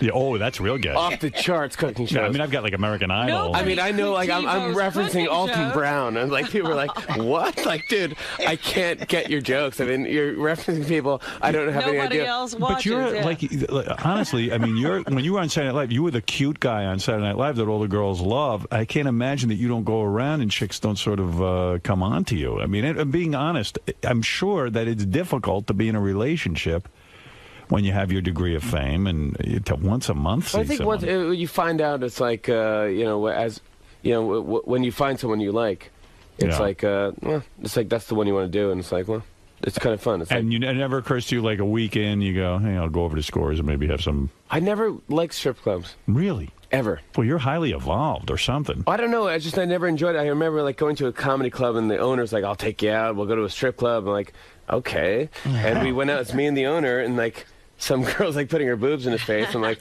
can I go now? I mean, that's bad. Every comedy club owner though is you don't want their company. Well, maybe he took you to the. And I didn't even know like he was like totally doing coke and stuff, and I didn't realize at the time like what cocaine was or anything. And he's like grinding his teeth, and I just thought like he was anxious or something. He's really into this girl. Like, hey man, it was a good set today. You grew up in New York, right? Upstate New York. Upstate New York. Yeah, I was born in Brooklyn, but I was raised in Saga, which is by Woodstock. So did you get our show up there, or when did you get turned on to it? There's nothing up there. Horses. Yeah, I had a talk show. Well, that's why his father was running the wires, I guess, for CBS. Right? He was climbing a pole. Oh, now I understand. Yeah, I was wondering. Regular radio, you're running wires. It's like October Sky. My dad was lighting off rockets. So we were rooting for him. How did you get discovered on Saturday Night Live? My mom found an impression contest at Bananas Comedy Club in Poughkeepsie, New York. So I didn't realize how many. Artie said you're like one of the top impressionists. He does a lot of great impressions. I'm so bad now. I haven't done it in so long because Saturday Night Live is fun. You could do it in the office. You can work on impressions. Now I'm in my apartment and like people are banging on my walls like, stop it! Really? You don't sound like Jack Bauer. You're not gonna shut up. Well, the way I really found out about Jimmy was at the time I was working with Norm Macdonald, and Norm said to me, he goes, "Yeah, this new guy on SNL does an amazing Sandler, like one of the best Sandlers I ever saw." I never heard you do Adam Sandler. That's how kind of I got the, you know what, I never want to do my impressions more than once on Saturday Night Live. Like, a lot of people did their stuff like... Over and over? Yeah. Yeah, it's like, okay, you're the guy that does that. And I was like, I want, of course... Why, though? Well, if you do a good Adam Sandler and they can work it into a weekly sketch and it takes off and it's funny and people know you for that and all your other impressions, why would you limit that? Like, why that bugaboo? Like, why can't you do an impression more than once? I guess the point is you can, I guess. Yeah, I mean, why did you? At the time, I didn't want to. I thought I was smarter than I was. Over and over and over. You don't want to become Rich Little. I know what he's talking about. But on Saturday Night Live, it's great to have a couple of franchise characters that people love. I mean, when, but not an impression, though. If a character's a different thing, an impression is. What's his name? Did Jim Brewer? Did Joe Pesci? He was great. Right. I loved it. Yeah. And I don't care if he did it 5,000 times. I like it. Yeah. People love to see it. It's almost like. No, I never wanted to be the guy that does the thing. Like, it's so weird. My Saturday Night Live thing was like, I was an impression guy, because I always loved the show, and I wanted to do the show so bad. And I did it, and I'm so happy I did it. And when I first came out, I was the impression guy. Oh my God, this guy does all these impressions. It's great. And then I was like I wanted to do characters. So I did like some computer thing, I did something else. They go, oh, he's the guy that does the computer thing. And then I did Weekend Update, and I go, oh, he's the Weekend Update guy. Right. And then now I'm the guy that laughs at himself. And it's like, yeah, I think it's a full evolution of. You're the guy who laughs at himself? That's like a lot of people say I'm like the new Harvey Korman. Do you mind if I sit on this? No, sit on it all you want. But my posture is bad. But it's weird to me that that I don't know this about you, that you were this impression guy. I thought you were the anchor guy. See, I thought of you as the anchor guy. Now, you say your mom entered you in an impression contest. So you were walking around your house and she thought you were really talented and put you in a contest. Yeah. And where does this contest take place? An impression contest? It was it's at Bananas Comedy Club in Poughkeepsie. I was in high school. I was like, God, I got to be like 17 years old. And my mom was like, there's an impression. Because I know I did like Seinfeld. You know, I did basically the gamut of any generic impressionist would do, like Bill Cosby. Was your Seinfeld I didn't do Jack Nicholson, I gotta say, thank God. Can I ask, I would like to hear your Seinfeld. Okay. I do Jerry, but I mean, it's horrible. I'll be like, God. I mean, my impression really, I haven't done it so long, it was bad, but it's like okay, people, I mean, oh my God. Let me think about it. What would Jerry say? Yeah, that's not good, come on! You can't do Howard come on Sirius Radio. That's crazy. Come on. It's early in the morning. That's it's early. I had no practice at all. You got it down. That sounds like Jerry. But that is. I tried you. I've done you before. At one time, it was one of my first big impressions that made a reaction on SNL. I did you. I walked out and I didn't even say anything, and people clapped. But I don't. It's hard to do me, right? I keep coming off as Alan Alda when I do you. Let me hear you. Attempt. That's the first time him and Alan Alda. Would you honor me by attempting to do me right now? Like, oh, all right, like I'd be like, okay. I wish I had a drink or a beverage. Like, you want some water? Want some water? Something, yeah, maybe it could help. Here's a bottle of water. Good, man. Thank you. I was like, all right, let me tell you something. Which is something you used to say. Like, all right, let me tell you something. I'll have a midget come in with a midget with the tumors shave your ass. Okay, but I can't do it now. I can't. Yeah, that sounded a little Johnny Carson. Yeah. Oh, really? Yeah.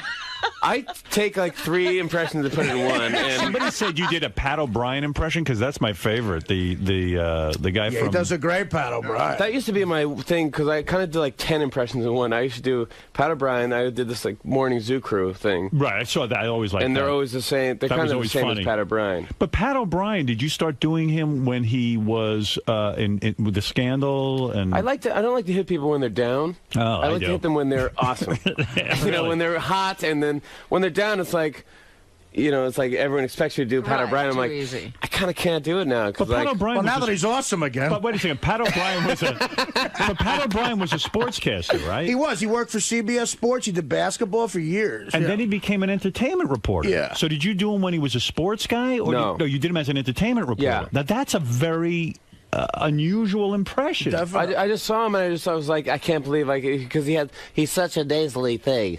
It's like, welcome back to Extra. It's Pat O'Brien here. Wait till you see what Nicole Kidman has for breakfast. Like, and why am I staying tuned to this? Like, I really, she eats Weetabix. Like, okay, that's not weird Australian breakfast. So you went around doing these impressions, and your mom, now you hadn't been a stand-up comedian or anything, and your mom all of a sudden just says, hey, you're so good, I'm going to put you in a contest? Well, what happened was, we're in Saugerties, first of all, so it's upstate New York. It's like, you don't have much entertainment to do there. I mean, you got to kind of make your own thing. And she was like, well, check this out, Bananas Comedy Club. So I was like, I had a troll doll someone gave me for my graduation, which is probably the worst gift you can give anyone. Troll? You know, like troll with a graduation hat on, and it's like, what am I going to do with this thing? Put it on my, I don't have like tchotchkes or whatever it is. It's just annoying. So anyways, I got that, and I go, Well, I'll make it into a thing. I made it different people doing a commercial for the doll. Right. That was was my thing. So I did like Bill Cosby saying like, the troll. Everyone does the Bill Cosby. No, wait. That was good. Why do you stop? Why do guys who do impressions stop there? It's so weird. My friend told me that the other day. Like, you shouldn't stop. Yeah. Why do you get self-conscious when you do it? It's because to be honest, everyone does Bill Cosby. What did the what? Yeah, no, but not like you just did. That was going somewhere. Where does the how does Bill Cosby sell a troll? The troll dolls are good, and when you get to the dentist and you have the lip hanging down, and you got to put your lip in your mouth and it's in your pocket, and you walk. Were you scared out of your mind the first time you got up on a stage and started doing Bill Cosby at 17 years old? I ran through it so fast that I have it on tape, but I swear it's got to be maybe 2 minutes long or 3 minutes long. I ran through every impression. And you won the contest. I won. It was like $100 or something. That's exciting to you. Some DJ gave. Had you ever considered being a professional comedian until that happened? No. Wow. And then all of a sudden you said, well, maybe I could make some more money doing this. Yeah. I wanted to be on Saturday Night Live secretly. I mean, that's like kind of my dream when I was a kid. I'm like. That was your ambition? Always. To be on Saturday Night Live? I just always wanted to be on Saturday. My parents watched it, and I thought it was such a cool show. It was so funny. It was kind of like.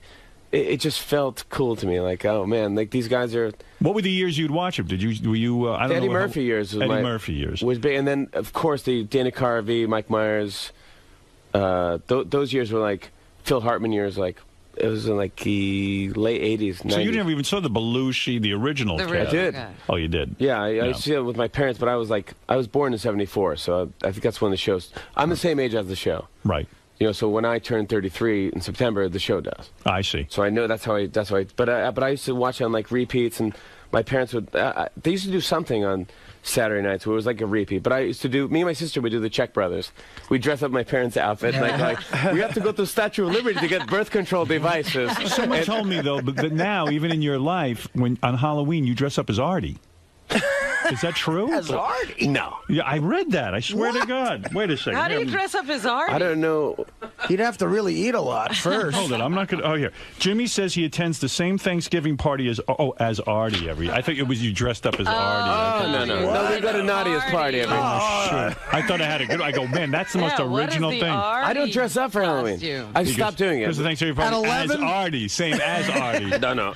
I read these notes very fast. Me and Jimmy act. This is. I don't know if I want to announce this because it's a good kept secret, but on Thanksgiving Eve, a friend of ours, an actress, throws probably the most amazing party you're going to go to all year. It's downtown Manhattan, and it's just so much fun. What do you mean? Who's there? Me and Jimmy. There's a lot of shots of Jägermeister. A lot of drinking, a lot of hot broads. Heather Graham's a regular. Wow. Who's the actress who throws it? She's one of my best friends. Her name's Nadia the Johnny, and I met her in the days when I was on Fox years ago, and she's very pretty, great girl, and she always has a Thanksgiving Eve party. It's kind of a unique thing. And you haven't snagged Heather Graham yet? No. Why aren't you banging her? Silly. I don't know why. Hit her head into Don't the ask me. Jimmy's had her, I bet. Very good. I mean, it is worth it, Artie. I mean, you should really. Should I get into that? You should give it a shot. There's a lot of. It wouldn't be worth it. You know what it is? There's a lot of comedians there, a lot of stand-up comics who aren't necessarily well known, but very funny guys. Fun guy. Dave Attell is always there. Dave Attell is good. Jeff Ross, and then there's that faction, and then there's hot chicks. There's hot chicks, and then there's like Ethan Hawke is there a lot, you know, and he's kind of standoffish. Well, Ethan Hawke pretty much is anywhere there are hot chicks. Yeah, right. Yeah, he's in waiting. You know why Ethan Hawke is a good dude. I like Ethan Hawke. Yeah, I never really talked to him, so I don't know. You're like Mr. Positive Guy, though. You don't have any feuds, or you don't hate anyone. I kind of am pretty positive. Jimmy's a nice guy. It's hard not to like Jimmy's got the nice guy thing going. That's what I was saying to Robin. It's like Jimmy had the nice guy thing, the good-looking thing, the movie thing. You're going to be the next Adam Sandler.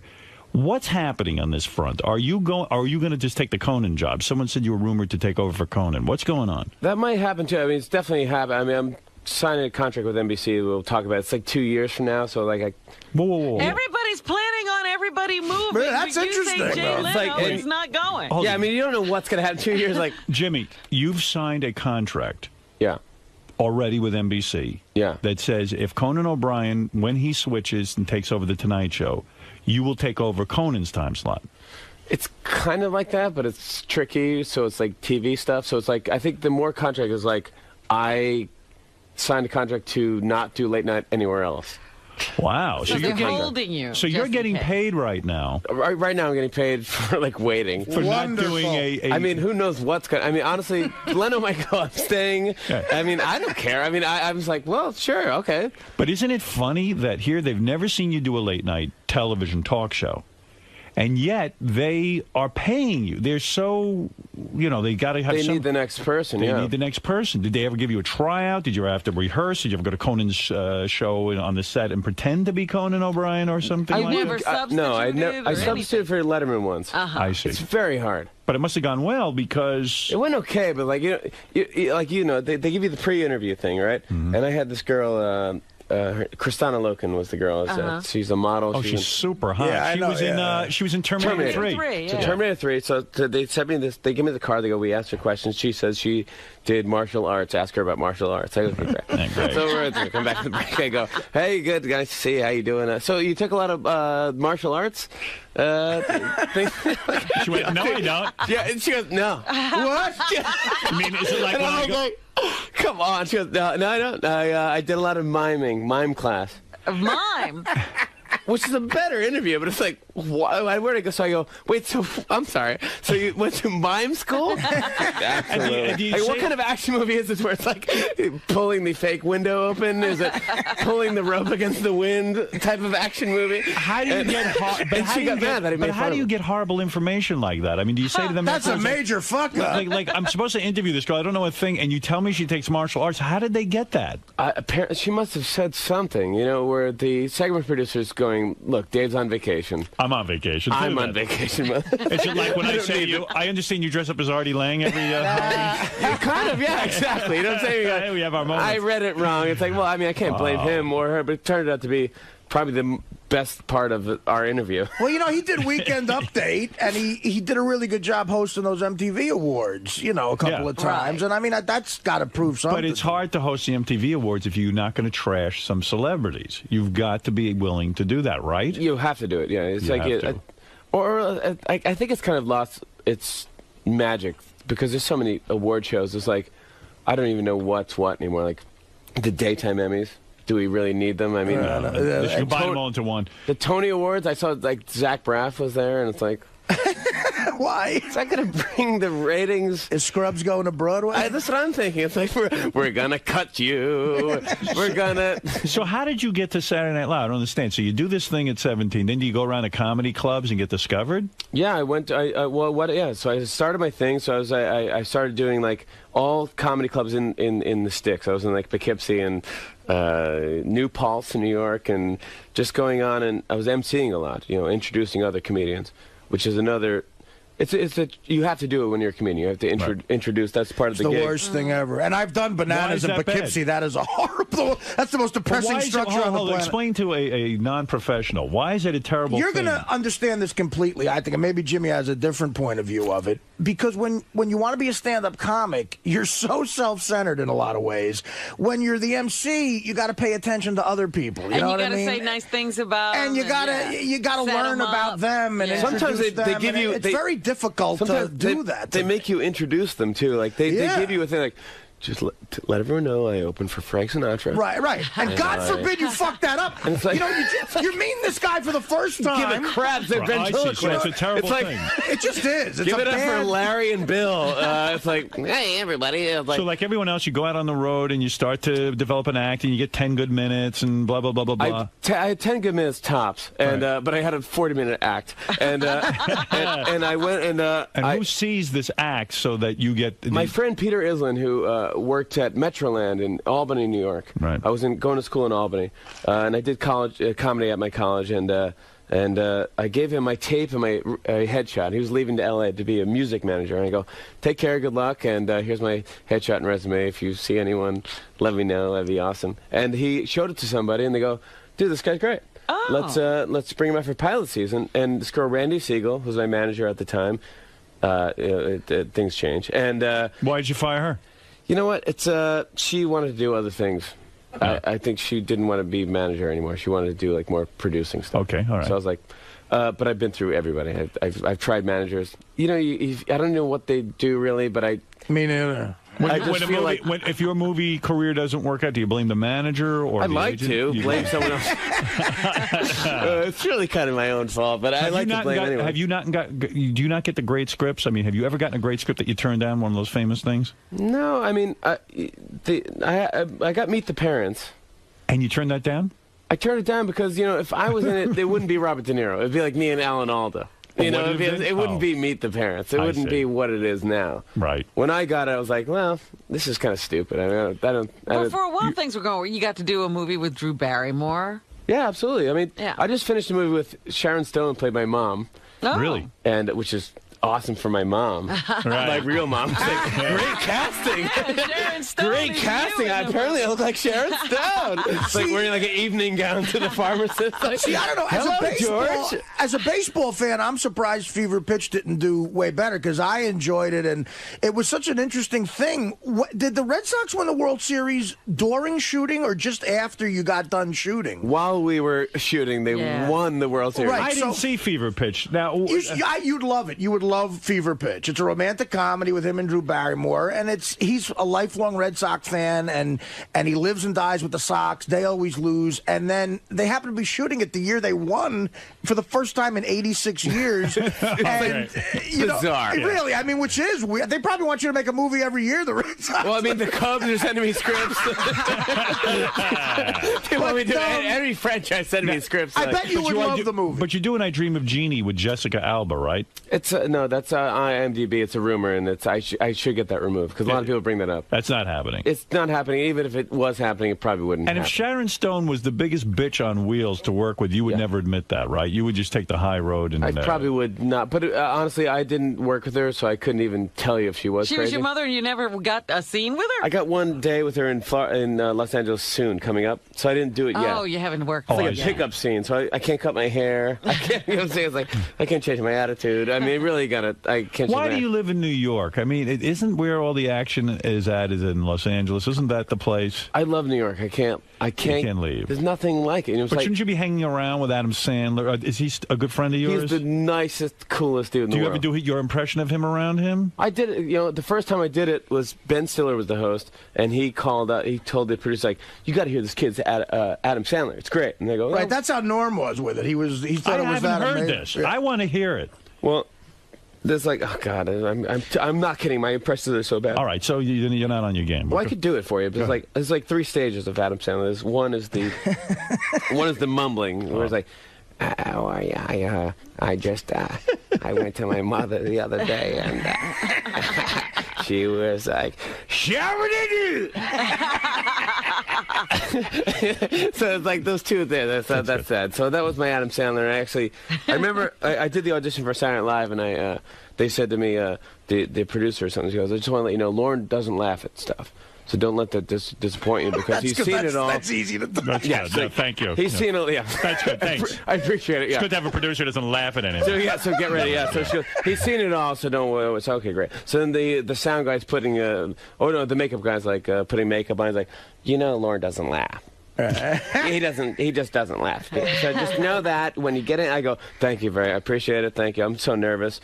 And then I go to the sound guy. He's putting a microphone. I was like, Lauren doesn't laugh at people when you do. So I go, I'm so great. So then I'm waiting to go on. I'm about to go on, and some guy's like, "Jimmy, do you mind if this guy Doug or whatever goes out in front of you because he has another audition or something crazy?" And I go, "Sure, I don't care. He can go in front of me." He has another audition. Yeah, he walks in front of me. I'm not kidding. He's holding a keyboard and a bag of wigs. I can't follow this guy. I didn't even know his act. He prepared. He's got to do Michael McDonald. He's got a unicycle. He had a keyboard and a bag of wigs. I can't follow this guy's act. There's no way. This sucks. Right. I didn't think it would be that. So then he went on and did his thing, and then I got up. I don't have any props, and I just went on and did my impressions, and I did music impressions too. But then at one point I did Adam Sandler, and when I did it, Lauren was laughing. He did laugh. You made him laugh, so that gets you the job. He put it like his head in his hands, and I was like, even if I don't get this job, it's kind of a Wonder Years moment where like Daniel Stern's talking behind me. Like, I'll never forget the time I auditioned for Saturday Night Live. But this was your boyhood dream, so I mean, this audition must have been everything. Did you lay awake the night before that you had audition? Or I did. Yeah, I mean, you probably felt, oh my God, I'm not going to be any good because I'm tired. And I went to the, that Stardust Diner, which is the one on. Yeah, it's right really it's on Broadway and 51st. I went there and I know every diner's location. Thanks, Artie. Yeah. You got to put out a Zagat's guy. I should. I went and I got a hamburger and I got one of these. It's called the Banana Health Shake. Never had one of those, but it's like wheat germ, which is great. I mean, who uses wheat germ? I don't know. See, I'd be afraid to eat that before my audition. I'd be like, I might get the shits and I might have to go to the bathroom. I was young and I was like, I remember telling my sister. I called her up. I'm like, I'm gonna go in like an hour. I'm so excited. I can't wait. This is awesome. Like, I think I'm gonna do The Cure. When I do my musical thing, she goes, "You think? This is your big. You should have it down to 10. That's right. What's wrong with you? Yeah, I mean, you think?" And I did it, and I got it. I was so lucky. What happened to the guy with the wigs? He works at the Stardust Diner. Oh, good. He does a great. It worked out for him. But too. afterwards, when a couple songs in Spring Awakening that will really knock you out. When the sound guy comes up to you and takes your mic off after Lauren laughs, aren't you tempted to go, "Do you have something to say to me?" But I mean, thanks a lot, jerk. You must feel for people who audition and don't get it. I mean, it was probably their boyhood dream too. The guy with the wigs was probably, oh man, Saturday Night Live. This is it. Well, the thing about it is that you feel good. Apparently, you feel good. They don't let you know until like 3 weeks later. Right. You don't find out that everybody comes out moment. feeling the same way. It was terrible. I mean, I found out I was like, was I bad? Was I terrible? I mean, no, I haven't heard word one. Yeah. And then they go, Lauren wants to meet you in L.A. I go, okay. Wow. So I'm like shaking. So I meet him at Paramount Studios, which is great studios at the time. Like Lauren Michaels is a great guy. I don't know if you know him, but I met him a couple of times. He's so cool, man. He's like really. He's like one of my favorite people on earth. And he goes to me, the thing I like about Paramount Studios is you can walk outside and you can see like, a Star Trek guy walking around having coffee. And he's great. He loves Paramount Studios. So I leave after the meeting and I'm like getting two guys from Star Trek smoking a cigarette. It was so kind of cool. Okay, this is Hollywood. That's Hollywood. They have like the fake ears and stuff. And they're smoking a cigarette and they go, well, this is awesome. Now, what is this song you have today? What is going on? What is going on now? As I was doing this movie, I thought I wanted to do something for the troops or something because it's frustrating sitting at home watching Hannah Montana and going, life is good. I want to do something for the troops. I have no idea about politics. I'm a moron. I don't know what's going on in Iraq. I don't know what. Did you vote in the last election? I don't remember if I did or not. Yes, you know if you voted. Have you voted before? I have. The last time I voted and I really felt positive, I wrote for... who's the guy that was the Ross Perot? I was going to say, you must have voted for Ross Perot. You fell for his bullshit. I thought it was awesome. I thought it was like, this guy's a businessman. You should have fell for the other guy's bullshit. Right. I might have voted for George Bush, but I honestly don't remember, to be honest. Right. I'm not even sure if I did vote. Because if you did research, well, if you were, you might find out I didn't vote. For George Bush, I'm glad you did. Michael Moore's going to come in and El Kabong him. Like he's so passioned about politics. I know, absolutely. Yeah. Right, well, that's how he makes money. That's right. I figured I'd write a comedy song, and if you download it off of iTunes, the proceeds go to this place, Fisher House, which is kind of like Ronald McDonald House for wounded troops to come back from Iraq. Kidding. You know what I wanted to ask? Years ago we talked about this, and you told me something. I don't know if it's true or not. Didn't you do a set at the second Woodstock? Did you tell me you did a set? Terrible. You did, right? Absolutely. That was the one in Saugerties, in your hometown, because I was at that one. No, it wasn't Saugerties. It was the one with the raping. Jimmy, let me ask you something serious. Now, you had this success on Saturday Night Live. You get this job, a dream job that you dreamt for a lifetime. Didn't you have a period of time where you went crazy with women? Didn't you have a period of time where you... like, reveled in your success? Yeah. Yeah. And lived this star life. Absolutely. You did? Absolutely. Because I'm feeling a little empty here from you not having this big moment. In this big moment, Lorne Michaels accepts you. Was there a crazy Jimmy Fallon who went berserk with power and fame? Yeah. There was? Absolutely. Drugs? Absolutely. Yes. Well, everything is like, well, you know, the thing about drugs is like, you know, it's all good, it's great, but it's like, you're going to have to quit it eventually. Yes. So I kind of looked at it that way, like, well, try it, and it's like, eventually I'm going to have to stop it. So it's like, I never became addicted to anything. I don't smoke. I'm a terrible smoker. Right. I can't smoke pot. But you banged a lot of chicks. Absolutely. Wow. Had a good time. And then you ended up in Saugerties at Woodstock, too. No, that was on my height. That's was part your of the peak. It wasn't Saga. It was the one with the fire and the rapings. Oh, the good one. The good one at the army base. Yeah, it was just really Woodstock with rape. They made you do a comedy set in between like the Allman Brothers or something. I came out and I remember my act was terrible. I had a beard because I was doing Almost Famous, and the guy gave me the worst intro, and it was he was like. It was some DJ guy, and he's like, now, Jimmy Fallon. That was my intro. Did you get to experience multiple women at once? No. You did not? You know what? I saw that movie Beyond the Mat. Mm-hmm. You ever seen that movie? No. It's about wrestlers when they're not famous or something. And Jake the Snake Roberts came out and he was talking. He goes, I used to have like 3 ways all the time, and now I can't get excited when I'm with my wife. And I saw that, it kind of hit me hard. Like, that is depressing. God, I don't want to live that life. I don't want to end up like Jake the Snake. Might Robert. depress you. Well, let me tell you something. Now, your mother, she never wanted to be a manager. She was really, you know, started your career. That was She great. wants to be a big star all the time. She did Letterman once, because Letterman had a bunch of mothers do the top 10 list. And she talks about it nonstop. It's a big moment. So anyways, of course, all the mothers, Beyonce's mom, all these great people are there. And Letterman gives a rose to every mother when they're done. And he's like, good job, good job, good job. Gets to my mom, he goes, good job. She goes, what? Say it again. What? What are you saying? What do you think he's going to say to you? Like, it's like, what? The song is called Car Wash for Peace. Yeah. Jimmy Fallon's song, Car Wash for Peace, is available on iTunes. And he's going to take all the money. You know, it's a way for you to contribute to the soldiers who obviously are not having fun over in Iraq. Yeah. And for guys who come back and, you know, like a leg missing or... Yeah, and they want their families with them. Yeah, they're young. They're like kids, like 17-year-olds. Yeah. I mean, it's true. A veterans hospital should look like a fucking Four Seasons. You know, I mean, it really should, right? I mean, it's the direct opposite. That's not good enough, Artie. Yeah, exactly. Well, Jimmy, it's always great seeing you, my man. Great to see you, as always. Well, don't make it such a long time between I'm so visits. sorry. I'm so happy, and I've got to be honest, my life is so much better that I have the Sirius radio all over my house. Excellent. You're awesome. I miss you guys. Artie, Robin, you're awesome. Oh, thank you. Thanks, and Jimmy. Fred, remember, didn't you change your name at one point? Yes. I like both your personalities. I miss them both. And do you like him as Fred or Eric? Do you like the name Eric? That's right. No, I like Fred all the way. See, there you go. Fred. Yeah, Fred is much better than Eric. I'll stay with the original But I choice. do. I miss you. I love you guys. And thank you the for weird having me thing on. was that when he changed his name to Eric, he didn't tell anyone. So we found out. So it was hard to actually even try to accept his new name.